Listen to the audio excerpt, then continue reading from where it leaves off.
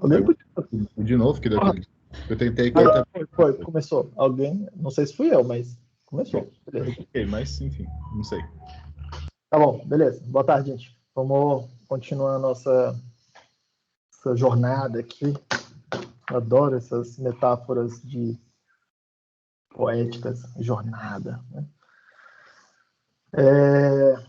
Eu quero falar hoje para vocês explicar um pouco melhor, tá? Sobre a ferramenta, o Stack, para gerenciamento de projetos. Eu não vou entrar em 1000 detalhes do Stack, vou mostrar meio que o basicão da coisa, tá? Pelo menos como piloto aqui o básico, vocês já estão usando a ferramenta.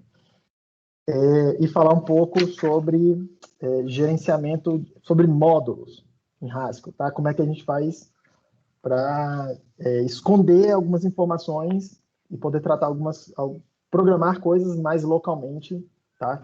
E expor algumas coisas para outras partes do nosso programa, ou esconder algumas funções, algumas partes, tá? De outras partes do programa. Realmente, como manter uma sanidade na hora de modularizar o programa, tá? E aí, é bem provável que hoje eu comece a falar também já de teste, mas eu não vou conseguir terminar de falar de teste e sobre teste, tá? Eu vou mostrar para vocês um pouco mais em detalhe um pacote específico que chama HSpec, que ele junta outros pacotes de teste, na verdade, tá? A única coisa que esse cara faz é isso.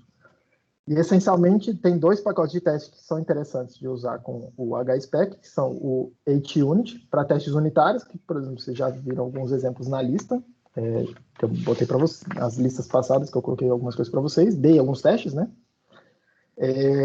Testes unitários são testes que rodam exemplos. Você dá um exemplo do que seu programa tem que fazer, o framework de teste vai lá e vai executar o seu programa com a entrada de teste que você forneceu e vai verificar se a saída é aquela saída que você espera.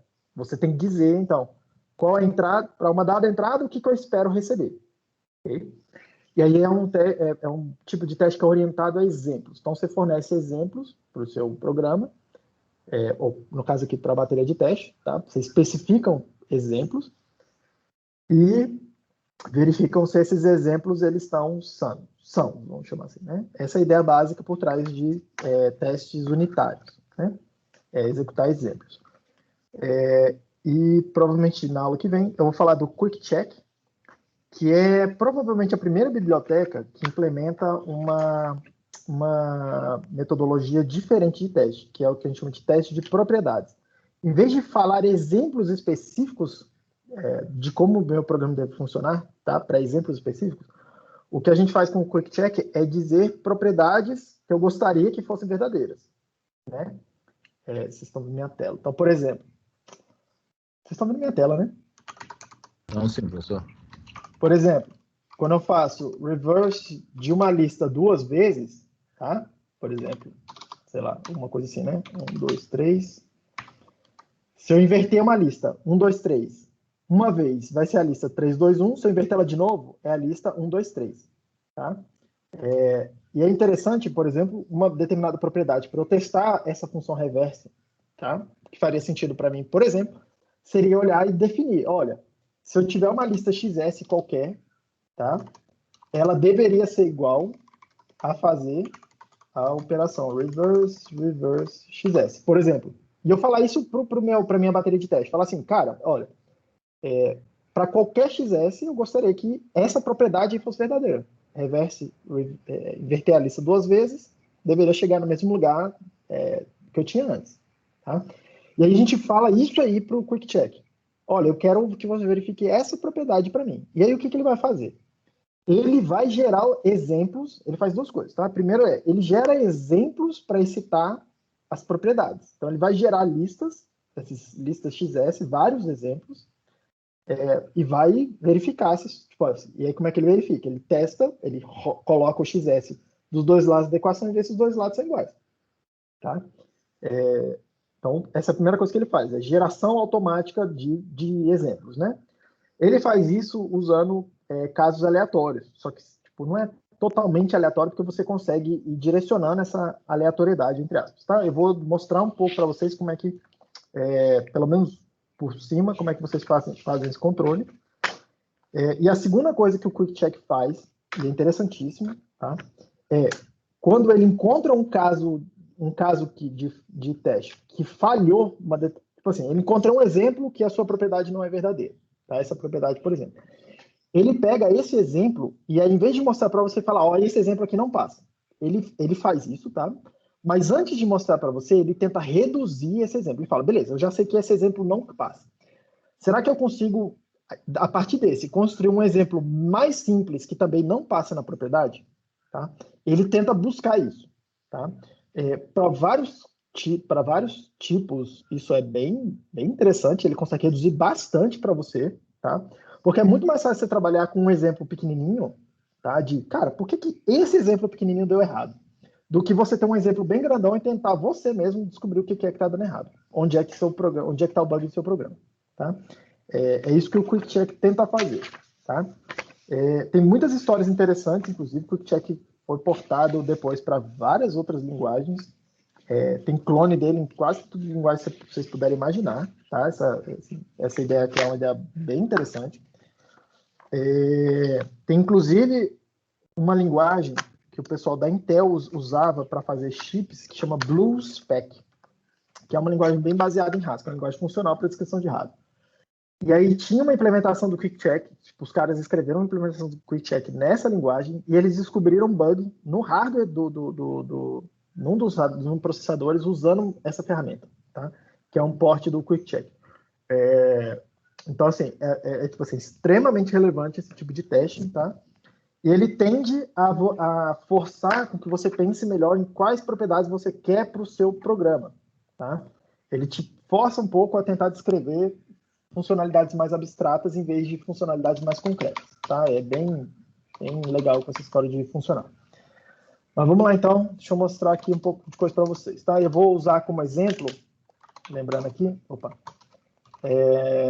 lembra aquele joguinho de forca que eu fiz na aula passada para vocês, tá? Vou rodar ele aqui rapidinho, só para vocês lembrarem como é que é a pegada, porque eu vou usar ele como exemplo, tá? Vou continuar ele, tá? Vou modificar ele para servir como exemplo das coisas que eu quero falar hoje. Então, lembrando que o jogo era assim, né? Era um jogo de 2 jogadores. Primeiro, ele perguntava para um dos jogadores uma palavra secreta, tá? E aí tinha uma segunda parte do jogo, tá? Depois que alguém forneceu a palavra, que é o jogador que está tentando adivinhar a palavra. Então, fico aqui tentando adivinhar até a hora que eu termino de adivinhar, tá? O que eu vou querer modificar, o que eu vou fazer uma modificação nele hoje para explicar tanto essa coisa do stack, tá? Quanto essa coisa do, como é que fala? Essa coisa de esconder partes do seu programa para outras partes do programa, essa coisa de como modularizar seu programa, tá? Em Haskell, e como utilizar bibliotecas externas. E aí a modificação que eu quero fazer nesse programa aqui é a seguinte: em vez de ele pedir para mim uma palavra secreta, eu vou pegar um dicionário de palavras, no caso que eu baixei um dicionário de palavras em português, e aí eu quero que meu programa, na hora que ele execute, ele escolha aleatoriamente uma palavra desse dicionário e use como uma palavra secreta, em vez dele perguntar para alguém. Ok? Então, é bom, inclusive, para a gente ver como é que faz I/O, como é que a gente faz números aleatórios, mas principalmente, como é que a gente usa bibliotecas externas. Tá? Então, vamos lá. A primeira coisa que eu vou fazer aqui... A primeira coisa que eu quero mostrar para vocês aqui é a história do stack. Tá? Tem 4 ferramentas principais em Haskell que a gente usa o tempo todo. Tá? 4 ferramentas principais. Né? Na verdade, 5 ferramentas. Tá? Mas, enfim, eu vou chamar aqui de 4. Deixa eu ficar do meu Scratchbook aqui. Tá grandão. Beleza, tem 4 ferramentas principais. Tá? Hoje em dia, o GHC, que é o compilador. No passado, tinha outros compiladores, em particular, tinha um compilador que chamava Hugs, que era bem interessante também. Mas, de longe, o GHC é a ferramenta mais desenvolvida hoje, meio que ganhou a guerra dos compiladores, tá? Isso tem vantagens e desvantagens, tá? Vantagens de ter um compilador só e todo mundo do mundo trabalha num compilador só, um projeto open source. Então, tipo, querendo ou não, um compilador que traz, acaba sendo muito robusto, onde tem bugs, está todo mundo tentando resolver os bugs, e quando alguém tem uma nova ideia, essa nova ideia provavelmente é incorporada aqui no GHC. Tá? Qual que é a desvantagem disso? Tá? É interessante ter vários compiladores diferentes, porque eles tentam fazer balanços diferentes de problemas diferentes. Tá? Mas, enfim, essa é a situação atual. Tá? Até pouco tempo atrás, sei lá, uns 30 anos, mais ou menos, uns 20, 30 anos, mais ou menos, o GCC era o caso de C, tá? O GCC era o compilador standard, assim, tipo, ninguém usava outra coisa, e tinha alguma outra coisinha, compiladores menores. Hoje em dia tem vários outros compiladores C, tá? Para as mesmas arquiteturas, né? E cada um tem um balanço diferente de funcionalidades, tá? Então tem vantagens e desvantagens, tá? De ter vários compiladores. A segunda ferramenta é o Cable, tá? A ideia o que é o Cable? É um gerenciador de pacotes, tá? É um gerenciador de pacotes. E o que é isso, né? Essencialmente, é uma ferramenta para te ajudar a organizar o seu código nisso que a gente chama de pacote, tá? E o que é um pacote no Cable, tá? Um pacote, ele tem 4 componentes, tá? É alguma coisa, é uma coleção de código-fonte, vou colocar assim, que tem 4 componentes, tá? Uma biblioteca, que é a biblioteca que você está desenvolvendo, né? Deixa eu botar assim. Uma biblioteca, executáveis, e aí podem ser vários executáveis, tá? O mesmo pacote pode trazer para você diferentes executáveis. E aí a ideia aqui é que o seu código-fonte produz diferentes executáveis. O seu código-fonte produz uma biblioteca que pode ser utilizada depois em outros projetos, tá? O seu código, o outro componente dos pacotes são testes, baterias de teste, tá? Normalmente não são feitas para ser utilizados ou como uma ferramenta externa ou em outros projetos, tá? Mas é parte dos pacotes. E um pouco menos comum, mas suportado pelo Cable ainda, uma bateria de benchmarks, para você saber quanto de recurso o seu código-fonte precisa para fazer cada tarefa ali, tanto se for uma biblioteca quanto os seus executáveis. Tá? Então, o gerenciador de pacote é algo uma coleção de código-fonte que tem essas 4 partes aí. Tem uma biblioteca, pode ter vários executáveis, testes e benchmarks. Tá? Não é obrigatório ter tudo, mas é comum ter pelo menos a biblioteca, executáveis e testes. É extremamente comum. Benchmark nem tanto. Então, o Cable faz isso, tá? O Cable acaba que ele faz um pouco o papel, e aí quem programa em outras linguagens, do make, tá? Ele vai ter um arquivo de controle, que é um cable file, né? Um arquivo .cable, vou mostrar para vocês aqui, que ele não é parecido com o make, tá? O arquivo em si, mas ele faz um pouco da tarefa do make, que é procurar onde é que está o seu código-fonte. Eu tenho que compilar esse arquivo aqui, tá bom? Como é que eu compilo ele? É com essa linha de comando aqui. Tá? E você passa opções para ele. Então, ele faz um pouco essa questão de pilotar o compilador para você. Quando o seu projeto tem vários arquivos, é composto por vários arquivos diferentes. Tá? O Cable, ele faz também, ele é um compilador, como se fosse que a gente chama de build system, né? Que é o que o Make faz, né? Talvez o exemplo mais forte, tá? Só que ele faz muito mais coisa que o Make. Ele é uma ferramenta de uma geração bem um pouco posterior, tá?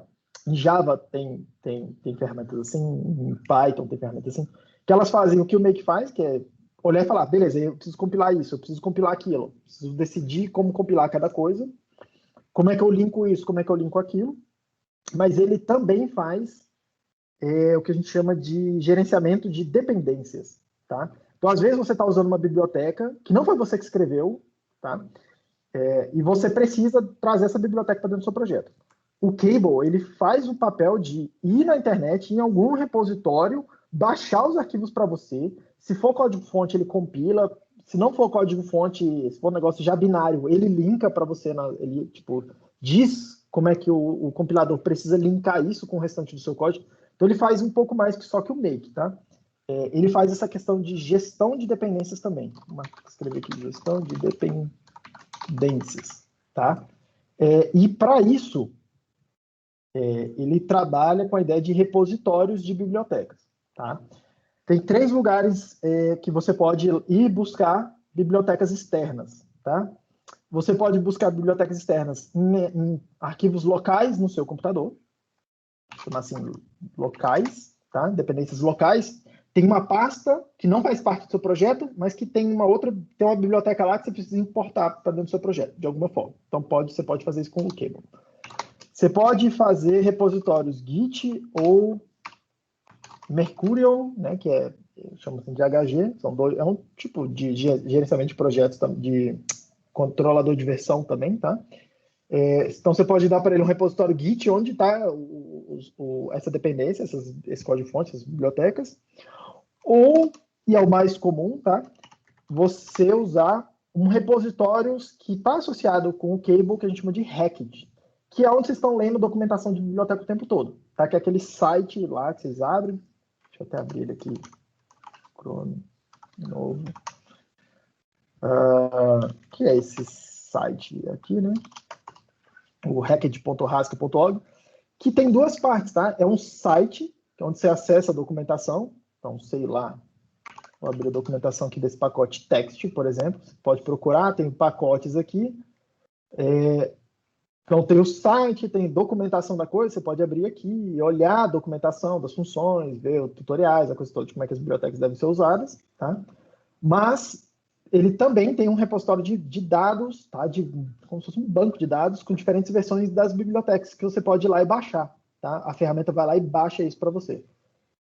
Então, é extremamente comum a gente usar o Hacked para ir, tipo, só usar o Cable para baixar coisas lá no Hacked. Só que aí vem um problema. Várias versões, e aí deixa eu mostrar aqui para vocês. Esse aqui é um bom exemplo. Esse tamanho de fonte tá bom no browser, gente? Como é que eu aumento isso aqui? Alô, alguém fala comigo aí? Assim, professor. Eu consigo ler, mas talvez esteja pequeno para algumas pessoas. Tá bom. É porque... Pronto, agora tá grande, tá? Deve estar visível agora para vocês. Repara um negócio aqui, nessa biblioteca text, que é um bom exemplo, tá? Que a gente vai usar hoje. Ela tem diferentes versões disponíveis aqui no Hacked já, tá? Então, a última versão que está disponível aqui é 1.2.4.1. E essa biblioteca, se eu falar para o meu programa, olha, eu quero usar essa biblioteca, vai no Hacked e pega ela. A gente vai fazer isso hoje, tá? Vai lá e pega.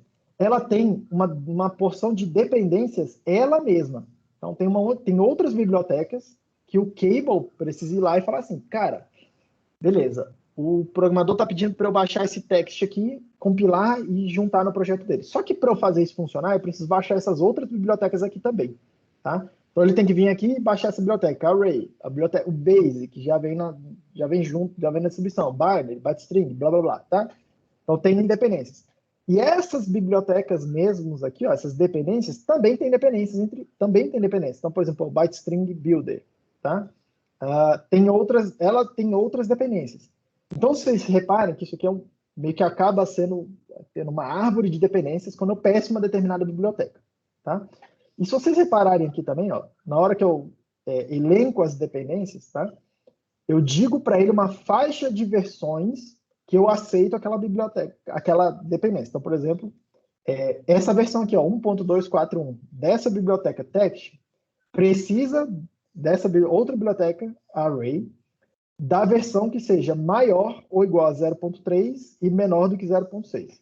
Tá? Não sei por que essa faixa específica, mas provavelmente porque tem alguma função que ele usa, tá? Dessa biblioteca, ou que não está disponível uma versão abaixo da 0.3, ou uma função que foi retirada numa versão depois dessa 0.6, tá? Ou qualquer outra coisa que o valha, né? Às vezes tem mudança de API, quebrou a biblioteca, tem que a gente gerenciar isso, tá? E aí acontece um problema bastante comum, principalmente em projetos um pouco maiores, que às vezes eu estou baixando as dependências, o Cable está lá tentando instalar as dependências de uma determinada biblioteca, e eu peço uma biblioteca que pede uma versão de uma dependência e eu peço uma outra biblioteca que pede uma versão conflitante de uma outra dependência. Por exemplo, tá? Imagina que eu estou lá tentando instalar esse text e tem uma outra biblioteca que eu também pedi no meu projeto que exige que esse array seja a versão, sei lá, maior do que 0.6. Aí tem um problema, porque o text não funciona com essa versão maior do que 0.6 e a segunda biblioteca que eu estou pedindo não funciona com a versão menor do que 0.6. Então começa um problema e eu não vou conseguir, o Cable não consegue resolver isso, tá? Porque as bibliotecas são conflitantes. Isso é o que a gente chama de dependency hell, né? Tipo o inferno de dependências do Cable, tá? É um problema extremamente comum quando o seu projeto vai crescendo e vai tendo muitas dependências, tá? E projetos em Haskell são famosos por terem muitas dependências. Alguém está querendo falar aí comigo? Fui eu. Só uma coisa. Uhum. Por exemplo, quando tem as dependências aí, a gente tem que instalar, tipo, por fora? Ou elas, quando a gente importa, a gente já consegue, ele já importa tudo? Eu vou mostrar isso para vocês, mas a ideia é que as ferramentas tipo, cuidam disso automaticamente. Tá bom, obrigado. Tá? Quando elas não conseguem cuidar automaticamente, aí você precisa de intervenção. Mas eu nem me lembro, assim, só quando alguma coisa está muito desatualizada, uma biblioteca que você está tentando usar está muito antiga, que um monte de dependências dela já andaram para frente e é que meio que quebra isso, tem que ficar mais manual. Mas normalmente é bem tranquilo. Mas diante desse problema, tá? O pessoal inventou uma outra ferramenta, chama Stack, que é a ferramenta que vocês estão usando, né? Que é o que eu recomendo, que eu recomendei lá no começo da disciplina, para vocês gerenciarem tudo, inclusive a instalação do compilador, a parada toda. O que o Stack faz? Ele é uma ferramenta que é construída para pilotar o Cable. Tá? Então é isso que ele vai fazer, ele vai pilotar o Cable. Ele vai gerar tanto os arquivos de configuração que o Cable precisa, quanto baixar compilador, baixar dependências. Ele vai cuidar dessa coisa de pilotar o Cable para a gente. Tá? E ele faz isso por meio de o que a gente chama de Stacked, que é um repositório que faz a curadoria de pacotes que funcionam em conjunto. Tá? Então, qual é a ideia central do Stack? A ideia central do Stack é um outro repositório que chama Stacked, que é esse daqui. Tá? E aí ele tem esse conceito de LTS, né, de Long Term Support. Tá? São versões de coleções de bibliotecas cujas versões você tem uma certa evidência de que elas funcionam em conjunto. Tá? Então, por exemplo, aqui, se eu abrir aqui o LTS 17.9, que é a última versão que está aqui, tá? É atualizado com muita frequência isso aqui. Acho que quinzenalmente ou a cada 3 semanas, um ciclo bem curto de atualização, tá? Mas o que esse LTS 17.9 faz para mim? Ele seleciona uma coleção de bibliotecas, todas que são bibliotecas, que estão lá no Hacked, tá? Só que de versões que ele sabe que funcionam umas com as outras. Então a ideia é que isso aqui é bem automatizado para fazer isso, tá? Mas ainda é um trabalho difícil. Ele vai selecionando e tentando compilar várias e várias e várias bibliotecas, versões que funcionam juntas. Essencialmente é isso que ele está fazendo. E ele associa isso a uma determinada versão do compilador. Por isso que ele baixa o compilador para você também, tá? Porque ele fala, olha, essas bibliotecas, nessas versões específicas que eu selecionei, eu garanto para você que todas elas funcionam entre si se usar o compilador tal. No caso aqui, o GHC 8.10.4. Essa versão do GHC. Tá? Porque ainda tem isso. Às vezes você muda a versão do compilador e ele quebra algumas bibliotecas. Tá? Ele não sabe mais compilar algumas bibliotecas. Algumas bibliotecas têm que ser atualizadas. Então, rapidinho. Então, o que o Stack está fazendo? Tá? Ele coloca por cima do Cable essa ideia de ter uma curadoria de pacotes, de versões de pacotes. Tá? E aí eu vou mostrar para vocês mais ou menos como pilotar e as coisas básicas que vocês têm que mexer. Diga, Eduardo. Se eu quiser fazer exatamente isso aí, eu quero ter várias bibliotecas e garantir que elas não são conflitantes. Tem como eu pedir para o Stack fazer isso, só que com um grupo arbitrário, um conjunto arbitrário de bibliotecas? Por exemplo, porque pelo que eu entendi, toda essa lista aí, todos esses 2.665, todos eles funcionam tudo junto. Se eu importar todos funcionam. Isso. Só que eu não quero todos, eu quero só os 3 primeiros.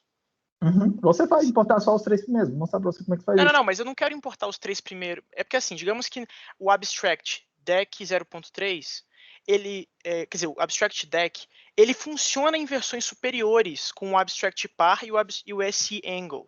Só que eu não vou saber disso. O stack só me fala que, olha, se você usar o 0.3, funciona com todo o resto. Mas eu não quero todo o resto.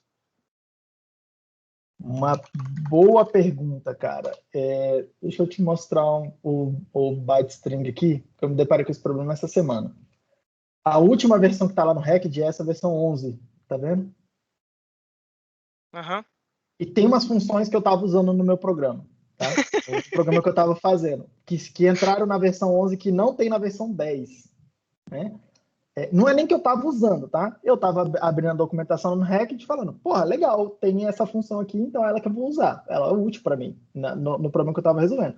Aí eu ia lá, botava e pum, cara, a função não encontrada, não encontrada. Cara, por que não tá indo, né? Tá aqui, tô vendo na documentação, porque no Stacked não tá a versão 11, só tá a versão 10, 12, tá vendo? Tá?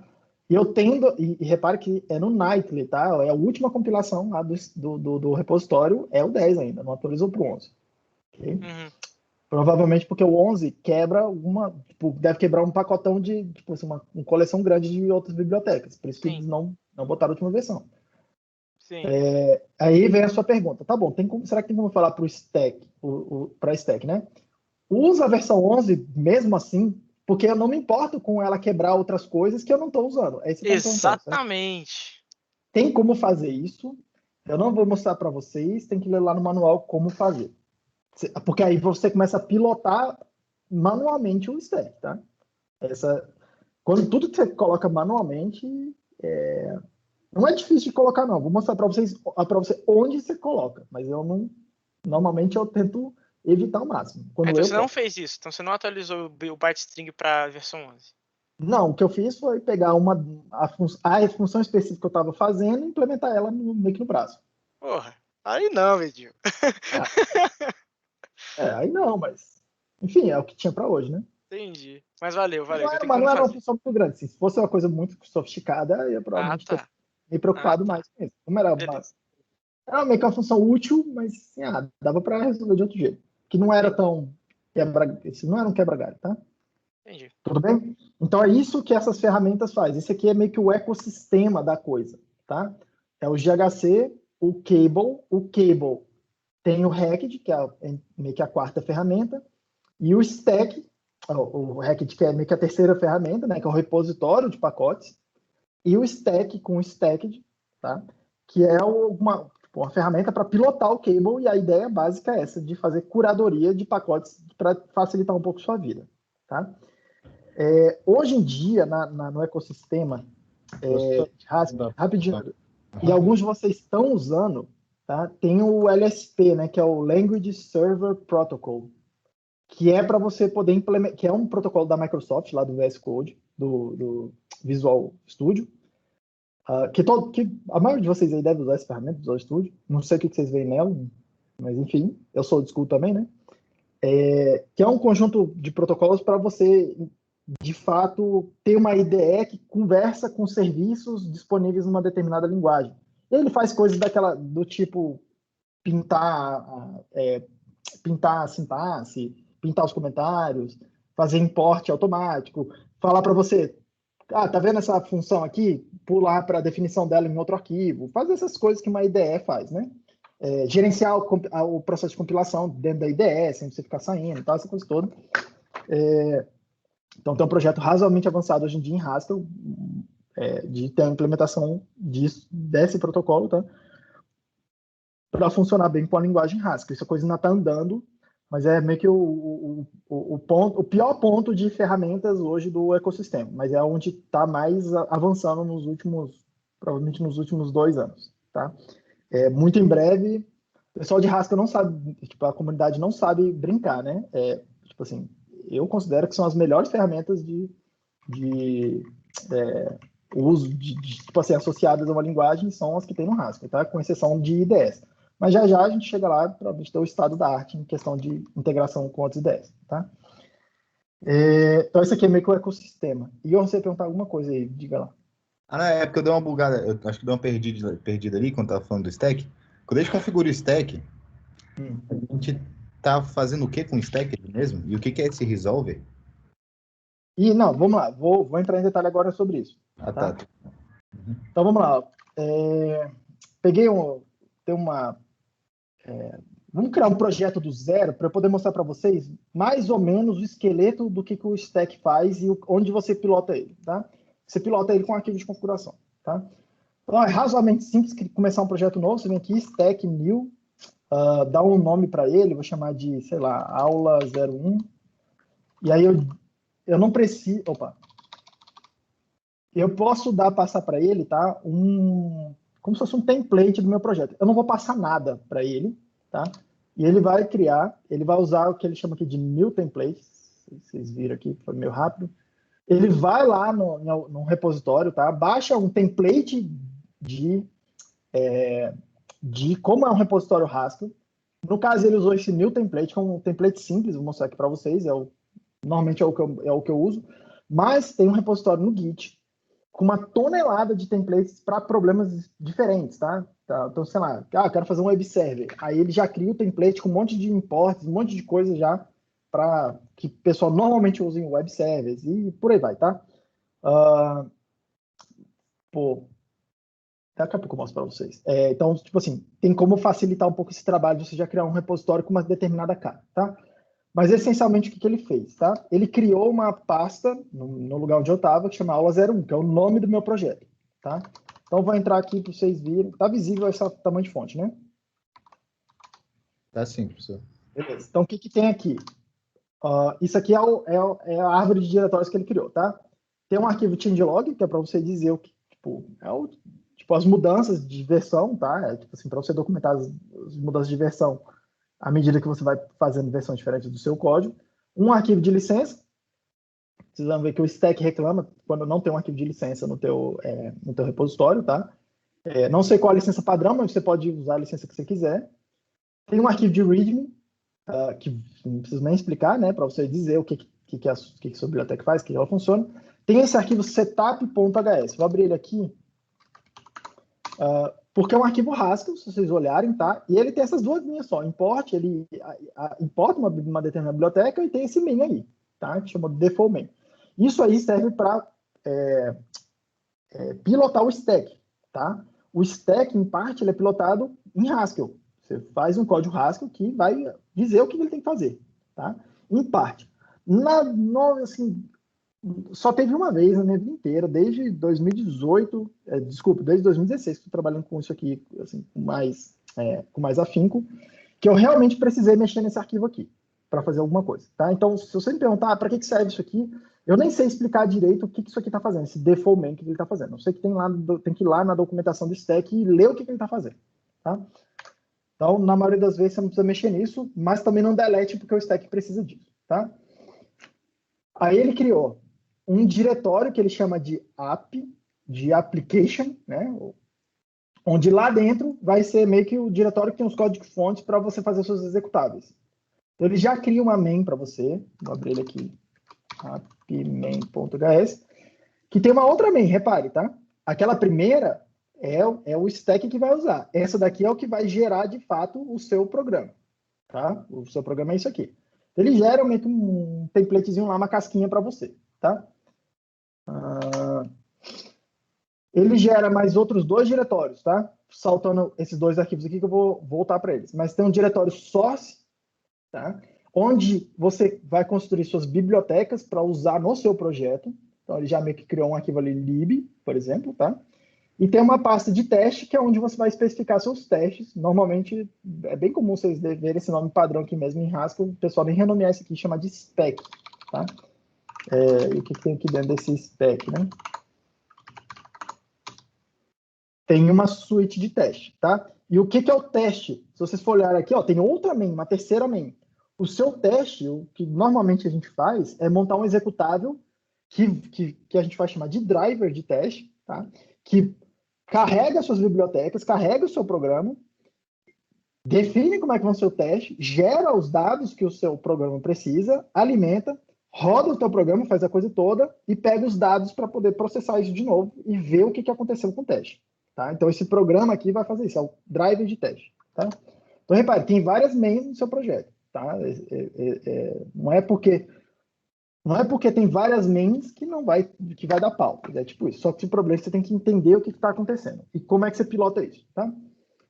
Tem um arquivo aqui, ó, que é o aula 01, que é o nome do projeto, né? Aula 01 é o nome do projeto que eu dei. É um arquivo .cable, que é o que o Cable vai usar para rodar as coisas. Lembrando que o stack, o que ele faz é pilotar o Cable, e o Cable vai fazer o trabalho sujo, de ir lá chamar o compilador para compilar os arquivos fonte, vai baixar dependências. Então, o que precisa é que o stack escreva esse arquivo para mim. O que tem aí nesse aula 01, tá? Tem o arquivo do Cable, eu não vou entrar na sintaxe aqui específica, vale muito a pena abrir o manual do Cable e ler o manual do Cable de cabo a rabo, tá? Porque querendo ou não, mesmo você não pilotando diretamente ele, como ele está por baixo dos panos, ele influencia muita coisa, o que ele consegue e o que ele não consegue fazer, tá? Mas o que tem aqui? Essencialmente o que tem aqui? Tem um monte de informações sobre o seu projeto, né? Tipo, qual a página, repositório, quem é o nome do autor, tipo, endereço de contato, qual tipo de licença, coisas desse tipo. Aqui vai ter a descrição daqueles componentes que eu disse aqui atrás, né? Bibliotecas, executáveis, testes e benchmarks. Então, aqui dentro do arquivo Cable vai ter essa descrição aí, ó, library, tá? Então, aqui dentro tem algumas informações para descrever onde é que está a minha library, onde é que estão os arquivos fontes. Estão nesse lugar aqui, ó, source, tá? Nessa pasta, source. Tudo que tiver aqui dentro tem a ver com essa library. Quais os módulos que vão estar disponíveis para o meu projeto? Só esse módulo lib. Eu vou explicar melhor o que é esse módulo, tá? Mas pode ter vários módulos definidos lá dentro. Eu só estou expondo isso para outras partes do programa, para proteger o programa. Quais são as dependências dessa biblioteca?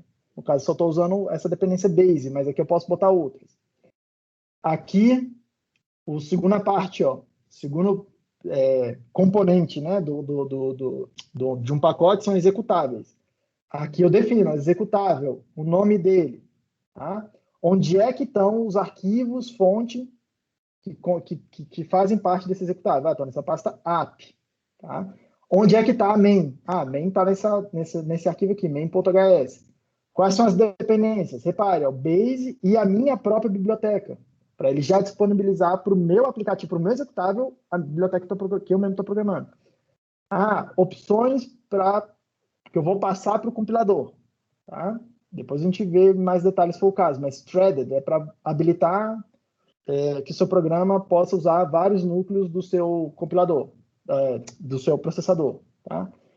RTS Opts é para habilitar opções do Runtime System, para você passar opções para o Runtime System. E depois eu mostro para vocês algumas coisas que são interessantes para que serve isso, tá?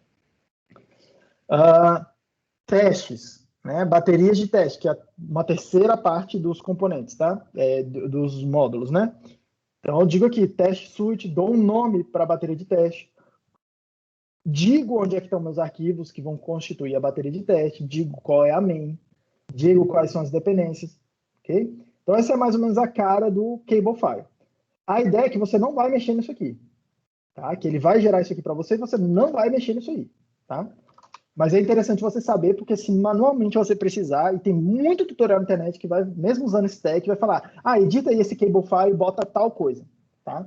Qual o problema de você editar diretamente e depois chamar stack build, que é o que a gente vai ficar fazendo, né? O problema é que esse outro arquivo aí, ó, package.yaml, que é o arquivo que vai pilotar o stack, ele vai dizer como gerar o Cablefile. Esse é o problema. Se você escrever direto no Cablefile, pode ser que o stack vá lá e sobrescreva o que você fez e bagunçou o que você fez, tá? A ideia é que você vai mexer aqui, tá? Então aqui, repare que tem informações meio que até redundantes, tá? Nome, versão, qual repositório, informações gerais sobre o seu projeto, outros arquivos fonte, ele sabe o que fazer, quais as dependências do seu projeto, e aí aqui uma coisa que o stack simplifica muito, porque lá no Cable, para cada componente desse, eu tenho que dizer as dependências. Então, olha aqui, ó, aparece aqui, ó. Estou usando esse editor. Em cada componente meu, ó, eu digo as dependências. Depends lá embaixo, ó. Tá? Então é bem repetitivo esse Cablefile, tá?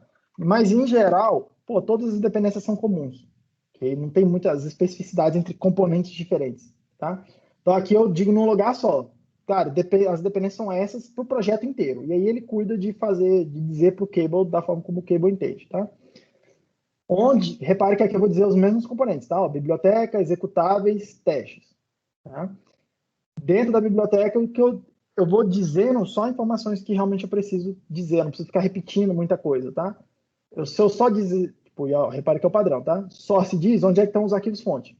Cara, ele sabe, ele tem opções padrão de falar assim, então tá bom. Então, se eu só me disse onde estão os arquivos, então eu vou assumir por padrão que a main está no arquivo que chama main.hs, vou assumir essas opções aqui, vou assumir tais coisas, tá? Ele vai fazendo algumas hipóteses, tem uma configuração padrão. Os executáveis é a mesma coisa, e os testes é a mesma coisa, tá? Então aqui eu vou passando opções para ele, e quando eu faço, não salvar, e quando eu faço stack build, o que ele vai fazer? Ele vai pegar aquele package.yaml, aquele arquivo, vai ler aquilo, vai gerar o arquivo do Cable, vai chamar o Cable, e o Cable vai rodar e vai fazer o que tem que fazer, tá? No meu caso aqui, ele vai compilar meu projeto, tá? Vou rodar aqui. Repara que é um projeto que eu, entre aspas, vazio, que eu acabei de criar, tá? Ponto, compilou, ok? Como é que eu faço para executar os meus testes?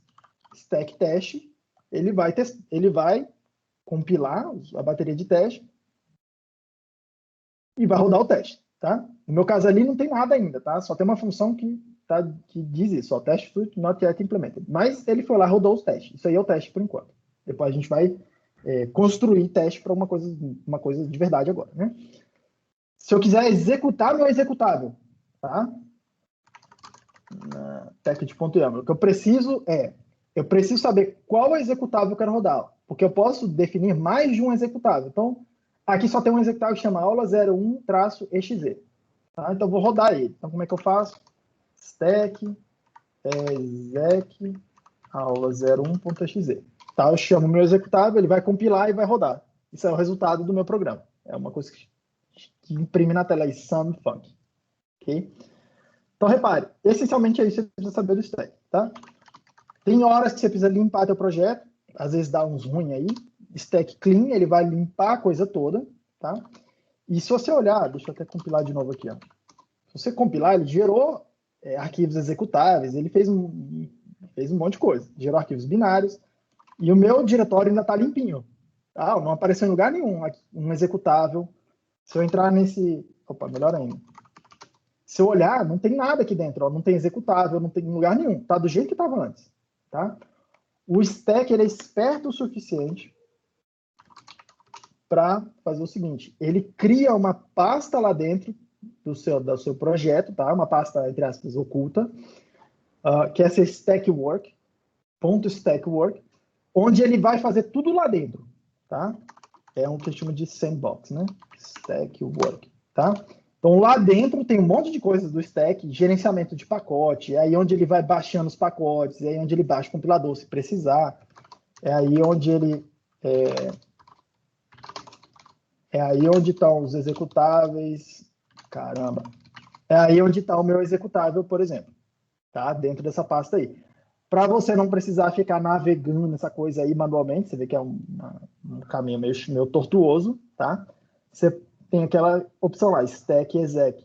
Tem algumas opções de linha de comando que permitem você pegar e falar assim, beleza, eu terminei o desenvolvimento, eu tenho esse executável, eu quero botar ele no path da minha máquina. Você pede para o stack, faz stack, instala alguma coisa, depois tem algum lugar que eu escrevi, tá? A linha de comando para isso aqui, não sei onde está, mas a gente vai chegar lá em algum momento. Ele pega o seu programa e coloca em algum lugar que você mandou ele colocar, para não ficar aí nessa bagunceira aí. Rapaz. Tudo bem, gente? Então, esse aqui é o basicão do stack que vocês precisam saber para começar a fazer alguma coisa. Pergunte. Professor, o que significa esse YAML mesmo? Esse ponto YAML? YAML é um tipo de arquivo de configuração. Tá. Esse YAML é meio que um formato, não sei nem dizer se é padronizado, mas é um formato, tá? Só que eu já tinha visto em alguns lugares também, eu vi que ele... Tem um monte de lugar. É tipo um JSON, parece muito com JSON. É um pouquinho mais simples a sintaxe, mas a ideia básica de um JSON. Tem um monte de lugar isso aí. É, Eu tava fazendo sim, programa em Flutter e tinha esse treco aí. Tudo quanto é lugar, o pessoal tá usando esse YAML, porque a sintaxe dele é simples. É bem simples mesmo, tipo, é bem direto, né? É. E você builda o projeto dentro do diretório mesmo, né? Não precisa... Isso, quando você dá lá stack build, ele procura pelo package.yaml. E esse arquivo é stack.yaml. Repara que esse stack.yaml é ele que criou para mim, né? Aham, sim. Não mexi nele, tá? Eu nem sei o que tem nele, ó. Perdão, eu não mostrei para vocês, devia ter mostrado, mas vamos lá. Ele procura duas coisas, ele procura esse stack.yaml e ele procura esse package.yaml. Se não tiver isso aí no seu arquivo, se isso aí não tiver no seu diretório, tá? Tá pequeno essa aqui, né? Esse outro aqui, né? Aulas. Se não tiver isso, tá? Ele vai no seu diretório home, ele tem uma coisa lá do stack também, ó, tá vendo aqui, ó, o diretório oculto do stack, tá? Ele vai usar essa configuração que tá aqui dentro, que é a configuração global do stack. Tá vendo lá? Tem um config.yaml, e esse config.yaml tem mais ou menos as mesmas coisas que tem lá no outro, tá? Você diz para ele aqui, você configura coisas globais, perdão, esse global project aqui, tá vendo lá que tem um stack.yaml, tá? Se você rodar o stack dentro de um diretório e não tiver o stack.yaml dentro do diretório, ele vai procurar esse global aqui. Tudo bem, ó? Sim. É sofisticado. Eu achei um pouquinho. O Cable também faz isso, tá? O Cable já fazia isso. O Cable era um pouquinho mais chato para fazer isso aí. Tinha uma configuração meio que um pouquinho manual que você tinha que fazer no início, para ele poder fazer a mesma coisa. Ele chamava de sandbox, mas depois você configurava ser automático. O stack simplificou um pouco. Rapidinho, peraí que eu estou um pouco gasgado. Então vamos lá. Então o que eu quero fazer aqui? Eu quero pegar aquele projeto que a gente fez na aula passada. Opa. Peraí, não sei isso aqui não. Quero pegar aquele projeto do Hangman que a gente fez na aula passada e colocar aqui dentro, tá? Então, vou vir aqui, stack, tô dentro do meu source, copy, nem me lembro onde tá. Foi aqui, né? 04, Hangman. Esse aqui foi o exemplo que a gente fez na aula passada, né? Hangman.hs. Vou copiar para cá, tá? Lembrando, o que tem aqui, né? Tem tudo do meu executável aqui dentro, tá? Tudinho aqui dentro. Então, vou ajustar para poder ficar com uma cara um pouco melhor, tá? Então, já trouxe para cá, deixa eu ir para um editor de verdade do lado de cá agora. Disciplinas, tópicos, Haskell, projetos, aula, source. Beleza. Esse é o arquivo que eu acabei de trazer. Acho que está muito pequeno para vocês. Como é que eu aumento mesmo aqui? Isso aí é o que a gente fez na aula passada, tá? Então, vamos melhorar essa coisa aqui. Vamos tirar algumas coisas, tá? Primeira coisa eu vou separar agora o meu projeto em duas partes. Esse projeto do Hangman, tá?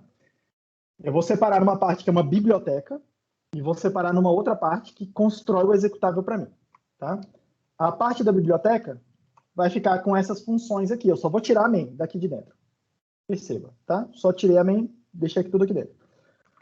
Eu preciso separar isso num módulo, tá? Porque se eu der main aqui, ó, chamar de main, lá no meu projeto tem um outro arquivo que também tem uma main. Deixa eu abrir ele junto aqui.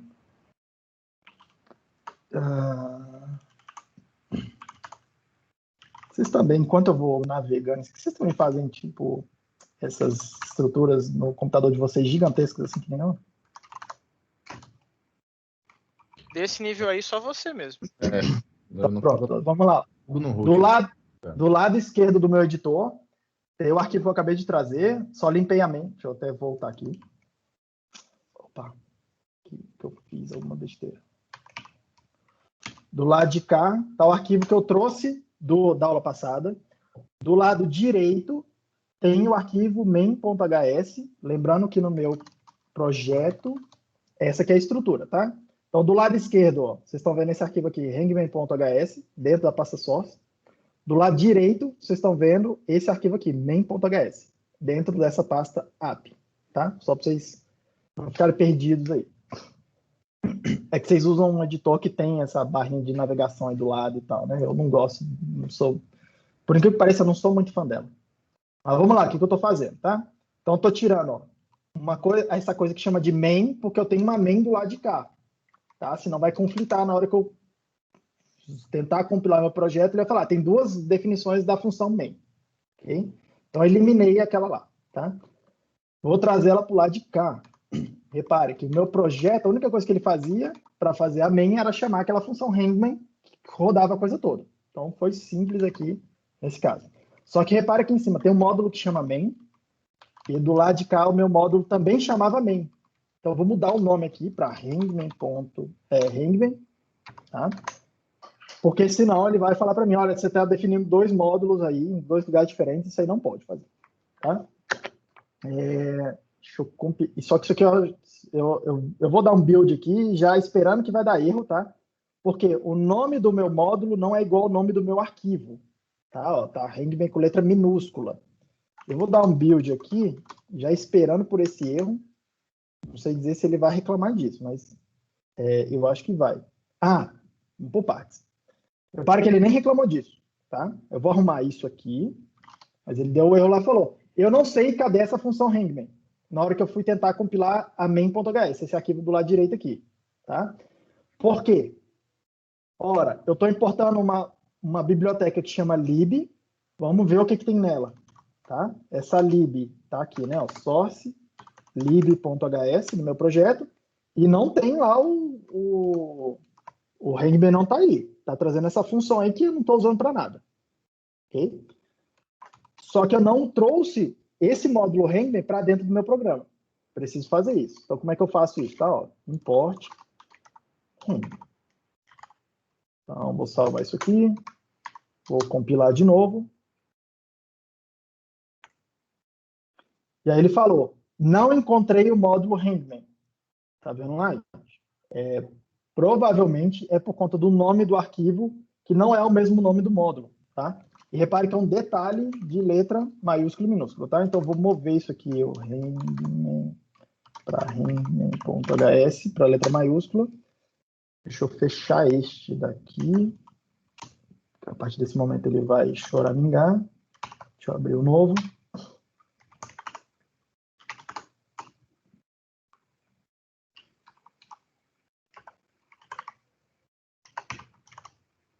Pronto.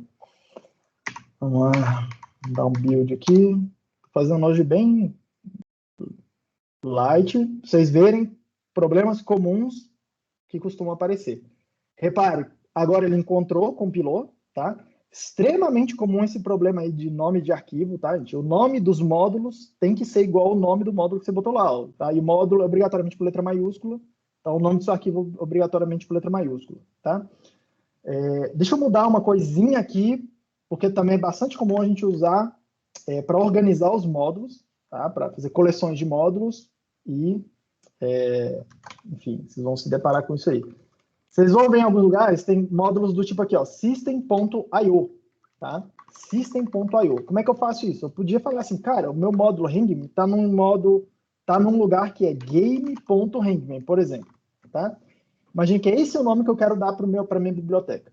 Se eu só mudar ali no projeto e vier dar o build de novo, ele vai falar, cara, não encontrei essa parada, tá?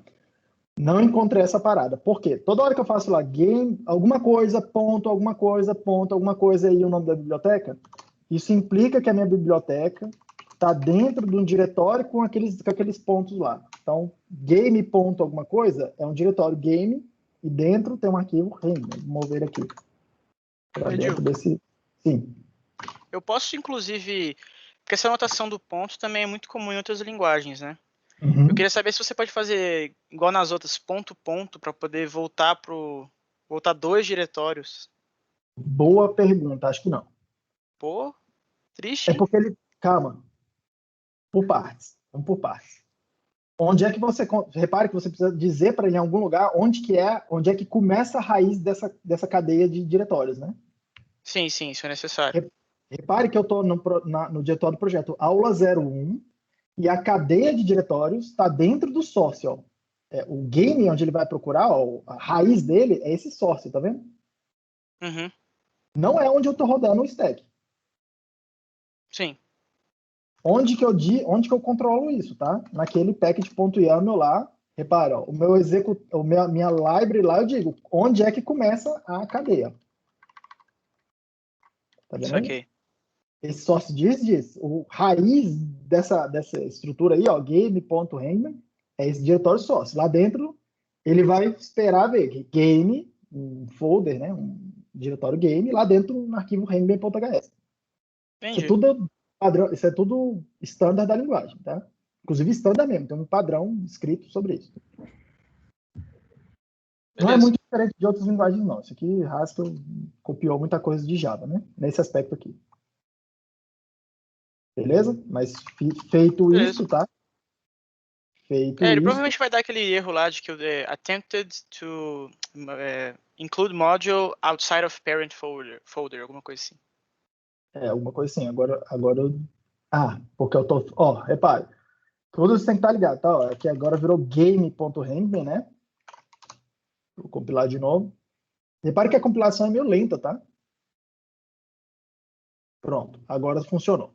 Vou manter assim, tá? Porque eu não vou ficar desfazendo toda hora. Só que meus exemplos provavelmente vão quebrar, que eu tenho que ir ajustando agora. Mas eu acho que é importante mostrar esse tipo de coisa, tá? Coisas comuns, que são pequenos detalhes que você vai lá no manual, na primeira leitura não é claro com relação a isso, manual do stack, manual do GHC, manual do Cable. Ninguém tem paciência para pegar o standard mesmo, né? A descrição do padrão e ler a parada e tal, enfim, tá? Então é mais fácil mostrar aqui para vocês, gasta 10 minutos e nunca mais vocês têm problema com isso, ou pelo menos já sabem o que esperar, tá? Beleza. O que eu quero fazer aqui? Eu quero fazer agora uma modificação nesse meu programa. Peraí. Antes disso, tá? Repare que isso aqui tem um problema, tem um perigo para mim, tá? Na hora que eu importei aqui, ó, game.handler, eu passei a ter acesso a todas essas funções nesse outro módulo main. Isso me permite, por exemplo, usar outras funções. Por exemplo, ó, eu posso chamar direto play e passar uma string para ele e ele começar o jogo. Só que não é isso que eu quero fazer. Eu quero que a pessoa, o programador, que sou eu mesmo, o consumidor dessa biblioteca, só possa chamar aquela função handler. E ela não tem acesso às outras funções, tá? São essas outras aqui, ó, que são as funções internas de implementação da função externa, da API externa. Okay? Então, deixa eu mostrar para vocês que eu posso fazer isso e como resolver, né? Tá? Ó. Repare que o tipo está correto, né? O play é string para I/O. Eu passei uma string para ela, que é a string do jogo, né? Na hora que eu der um stack build aqui, ele vai buildar, né? Ele vai construir. E ele vai rodar, tá? Stack, exec, aula 1, não sei o que, ele vai rodar meu jogo. Só que repare, ele não me perguntou a palavra e nem me deu coisa. Mas a lógica do jogo tá aqui, ó. Se eu tentar jogar, tá aí, tá? A lógica do jogo tá aí. Só que eu acabei expondo na minha biblioteca lá, game.handler, funções que eu não gostaria de expor. Eu não gostaria que as pessoas fora daquele módulo ali tivessem acesso às outras funções que não a função do jogo, do handler. Tá? Então, tenho alguns caminhos para resolver isso. Tá? Vamos do mais simples e do menos efetivo para os mais efetivos. A primeira coisa é, na hora de você importar, você pode dizer o que você está importando. Tá? Eu digo assim, importe o nome da biblioteca e eu vou dizer para ele, eu só vou importar essa declaração handler. Tá? A partir do momento que eu faço isso, se eu tentar compilar, ele vai falar para mim, olha, você trouxe essa biblioteca, mas eu não sei dizer o que é o play, porque essa variável não está no escopo, play. Tá? Quando eu faço esse tipo de coisa, ele tem acesso à biblioteca toda, ele viu, repare, tá? Ele viu que eu estou tentando chamar uma coisa play que está dentro desse cara aqui, só que eu aqui não importei essa declaração aqui. Mas ele viu que ela estava disponível. E ele falou, olha, talvez você esteja tentando fazer isso. Tá? como é que eu poderia expor essa função? Vem aqui e boto o play também. Aí ele vai compilar e vai rodar o que eu acabei de fazer, tá? Mas essa seria uma forma de, entre as proteger para eu não fazer besteira. Vocês vão ver que tem gente que não faz isso nos seus imports, tem gente que sempre faz isso. Eu sempre faço isso nos meus imports. Eu estou usando uma função específica de uma biblioteca. É só uma função, eu vou lá e importo especificamente ela, tá? Por quê? Porque, evita conflitos com outras bibliotecas que podem ter o mesmo nome. 2, de alguma forma, eu estou dizendo para o meu compilador a minha intenção na hora de fazer o import da biblioteca. Estou falando, olha, eu só preciso disso, eu só quero isso. Se eu fizer alguma outra coisa aqui no meu código, é porque está errado, me avise. Tá? Pode ser que eu queira adicionar mais coisas naquela lista de imports. Tá? Mas eu vou lá e me forço manualmente a fazer isso. Tem gente que não faz isso, não gosta desse burden, né? De ter que fazer isso, porque torna a programação um pouco mais lenta. E eu prefiro ir no safe side. Tá? Aproveitando essa sintaxe de import aqui, tá? Pode ser que você queira importar uma biblioteca que tenha nomes que conflitam com os nomes de outras bibliotecas. Então, por exemplo, hoje eu vou usar essa biblioteca text aqui, tá? Se a gente entrar aqui, ó, data.text é uma biblioteca para modelar strings, tá? Esse data.text é como se fosse uma string melhorada, né? Repare que tem algumas funções aqui, append, head, por exemplo, ó, head, que também estão lá no prelúdio, tá? Então pode ser que eu queira fazer alguma coisa, importar essa biblioteca. Eu não vou importar ela agora porque ele não vai encontrar aqui, já explico para vocês. Mas eu queria importar e ele fala, olha, você tem uma função head nessa biblioteca, tem uma outra função head nessa outra biblioteca, e você está usando o head e eu não sei dizer de onde que é para eu pegar. Está ambíguo isso aqui, tá? Uma forma de resolver na hora do import, você qualificar o nome. Você vem e faz isso. Ó. Import qualified. Se eu só fizer isso, ele me obriga, na hora de chamar o hangman, aqui, a usar o nome qualificado. Deixa eu compilar isso aqui e mostrar para vocês. Professor. O erro que... Rapidinho. Deixa eu mostrar para vocês o erro que vai acontecer. Ó, ele está falando, eu não tenho essa coisa hangman, tá? Na hora que eu importei qualified, ele me obrigou a chamar com o nome completo. O nome completo é name.hangman.hangman ou game.hangman.hangman, tá? Diga, Eduardo. É porque teve alguma lista, eu não lembro se foi a última ou a antepenúltima, que tinha um caso desse, que a gente estava chamando a mesma coisa. Eu acho que era naquele de expressões, acho que é a lista 5 mesmo, que a gente tinha que chamar os mesmos construtores, só que de módulo de datas diferentes. Uhum. Aí a extensão do VS Code sugeria colocar esse negócio, ponto. Teve alguma outra lista lá do começo também que precisava fazer isso, acontece direto. Prelude.head, eu acho que eu fiz. Isso, é isso mesmo, porque você está importando bibliotecas que têm nomes conflitantes, tá? Só que repare, ficar escrevendo game.hangman.hangman toda hora é um saco, porque é grande essa expressão, né? Fica parecendo aquelas coisas de Java, tá? Tipo assim, programador Java que tem aquelas expressões enormes. Tem como você abreviar isso. Você pode vir aqui e fazer SG, por exemplo, tá? E aí, em vez de usar game.hangman, qualquer ponto isso tudo, você pode escrever só g.hangman. Bem mais bonitinho, né? Mais simpático, pelo menos um pouco, tá? Você usa uma abreviação. Tudo bem? Tem bem. Python, não, tipo, faz isso. Python é igual também.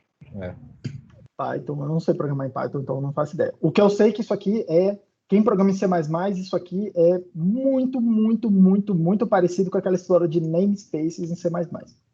Tá? Também. O que o módulo vai fazer? Ele cria um namespace aqui dentro do módulo, tudo isso aqui é visível dentro do módulo, e aí, vamos lá, tá? Porque é a segunda coisa. Se eu não disser nada... Opa, o que eu tô fazendo? Se eu não disser nada, tá? Tudo isso aqui fica visível para quem importa meu módulo. Tudo isso aqui, ó, tá? Tudo isso aqui. E aí eu posso controlar do lado da importação. É isso que eu mostrei para vocês aqui. Isso é uma forma de controlar isso, né? Importando menos coisas do namespace, tá? Outra forma de fazer isso, um pouco mais segura, inclusive, eu vou limpar aqui, vou voltar ao que estava antes, tá? na hora de exportar, você não exportar tudo. É controlar o que é que eu vou deixar visível para quem importar minha biblioteca, tá? E aí eu controlo isso do lado de cá. Na hora da declaração do módulo, eu posso dizer aqui o que é que eu vou exportar, tá? No meu caso, eu só quero exportar essa declaração Hangman. Tudo bem? Então, na hora que eu faço isso, o que eu... Ó, repare, tá? Do lado de cá, na minha main, eu estou importando o game.hangman. No lado de esquerdo aqui, eu só exportei essa declaração Hangman, tá? Então, se eu tentar usar do lado de cá, ó, fazer aquela coisa, entre aspas, errada, né? Se eu tentar usar alguma coisa que não está sendo exportada pelo módulo, mesmo que eu não estou importando o módulo inteiro, entre aspas, ele vai falar para mim, olha, não rolou, tá? Não rolou. Peraí. Play file does not match game.hang, game.hang. Essa coisa está tudo certo, né? Deixa eu só ver um negócio aqui.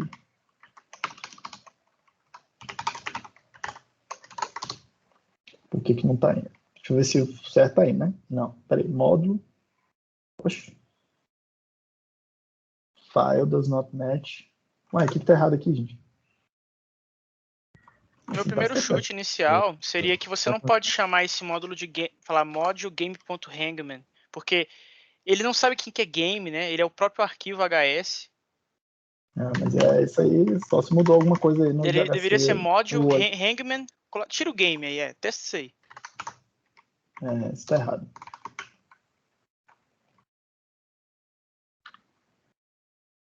Opa! Você está certo e eu estou errado. Eu não sei por quê. Acontece.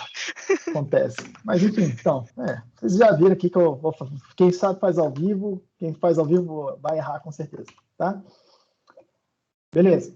Mas tudo certo, né? Se eu tentar, o que acontece se eu tentar usar a função que não é exportada pelo módulo, tá? Repare, apesar de eu estar tentando importar o módulo inteiro, ok? Teoricamente, não era para ele conseguir fazer isso, né? Eu fiquei surpreso que ele fez. Pois é, então mudou alguma coisa aqui no... Vou precisar reler a documentação. Mudou alguma coisa aqui. Port, lib... Breno, se souber, abre o mic aí. Isso aqui Será era que para não é ele ter algum protegido. cache de build, não? Que ele tá reutilizando e pensa que tá visível isso aí?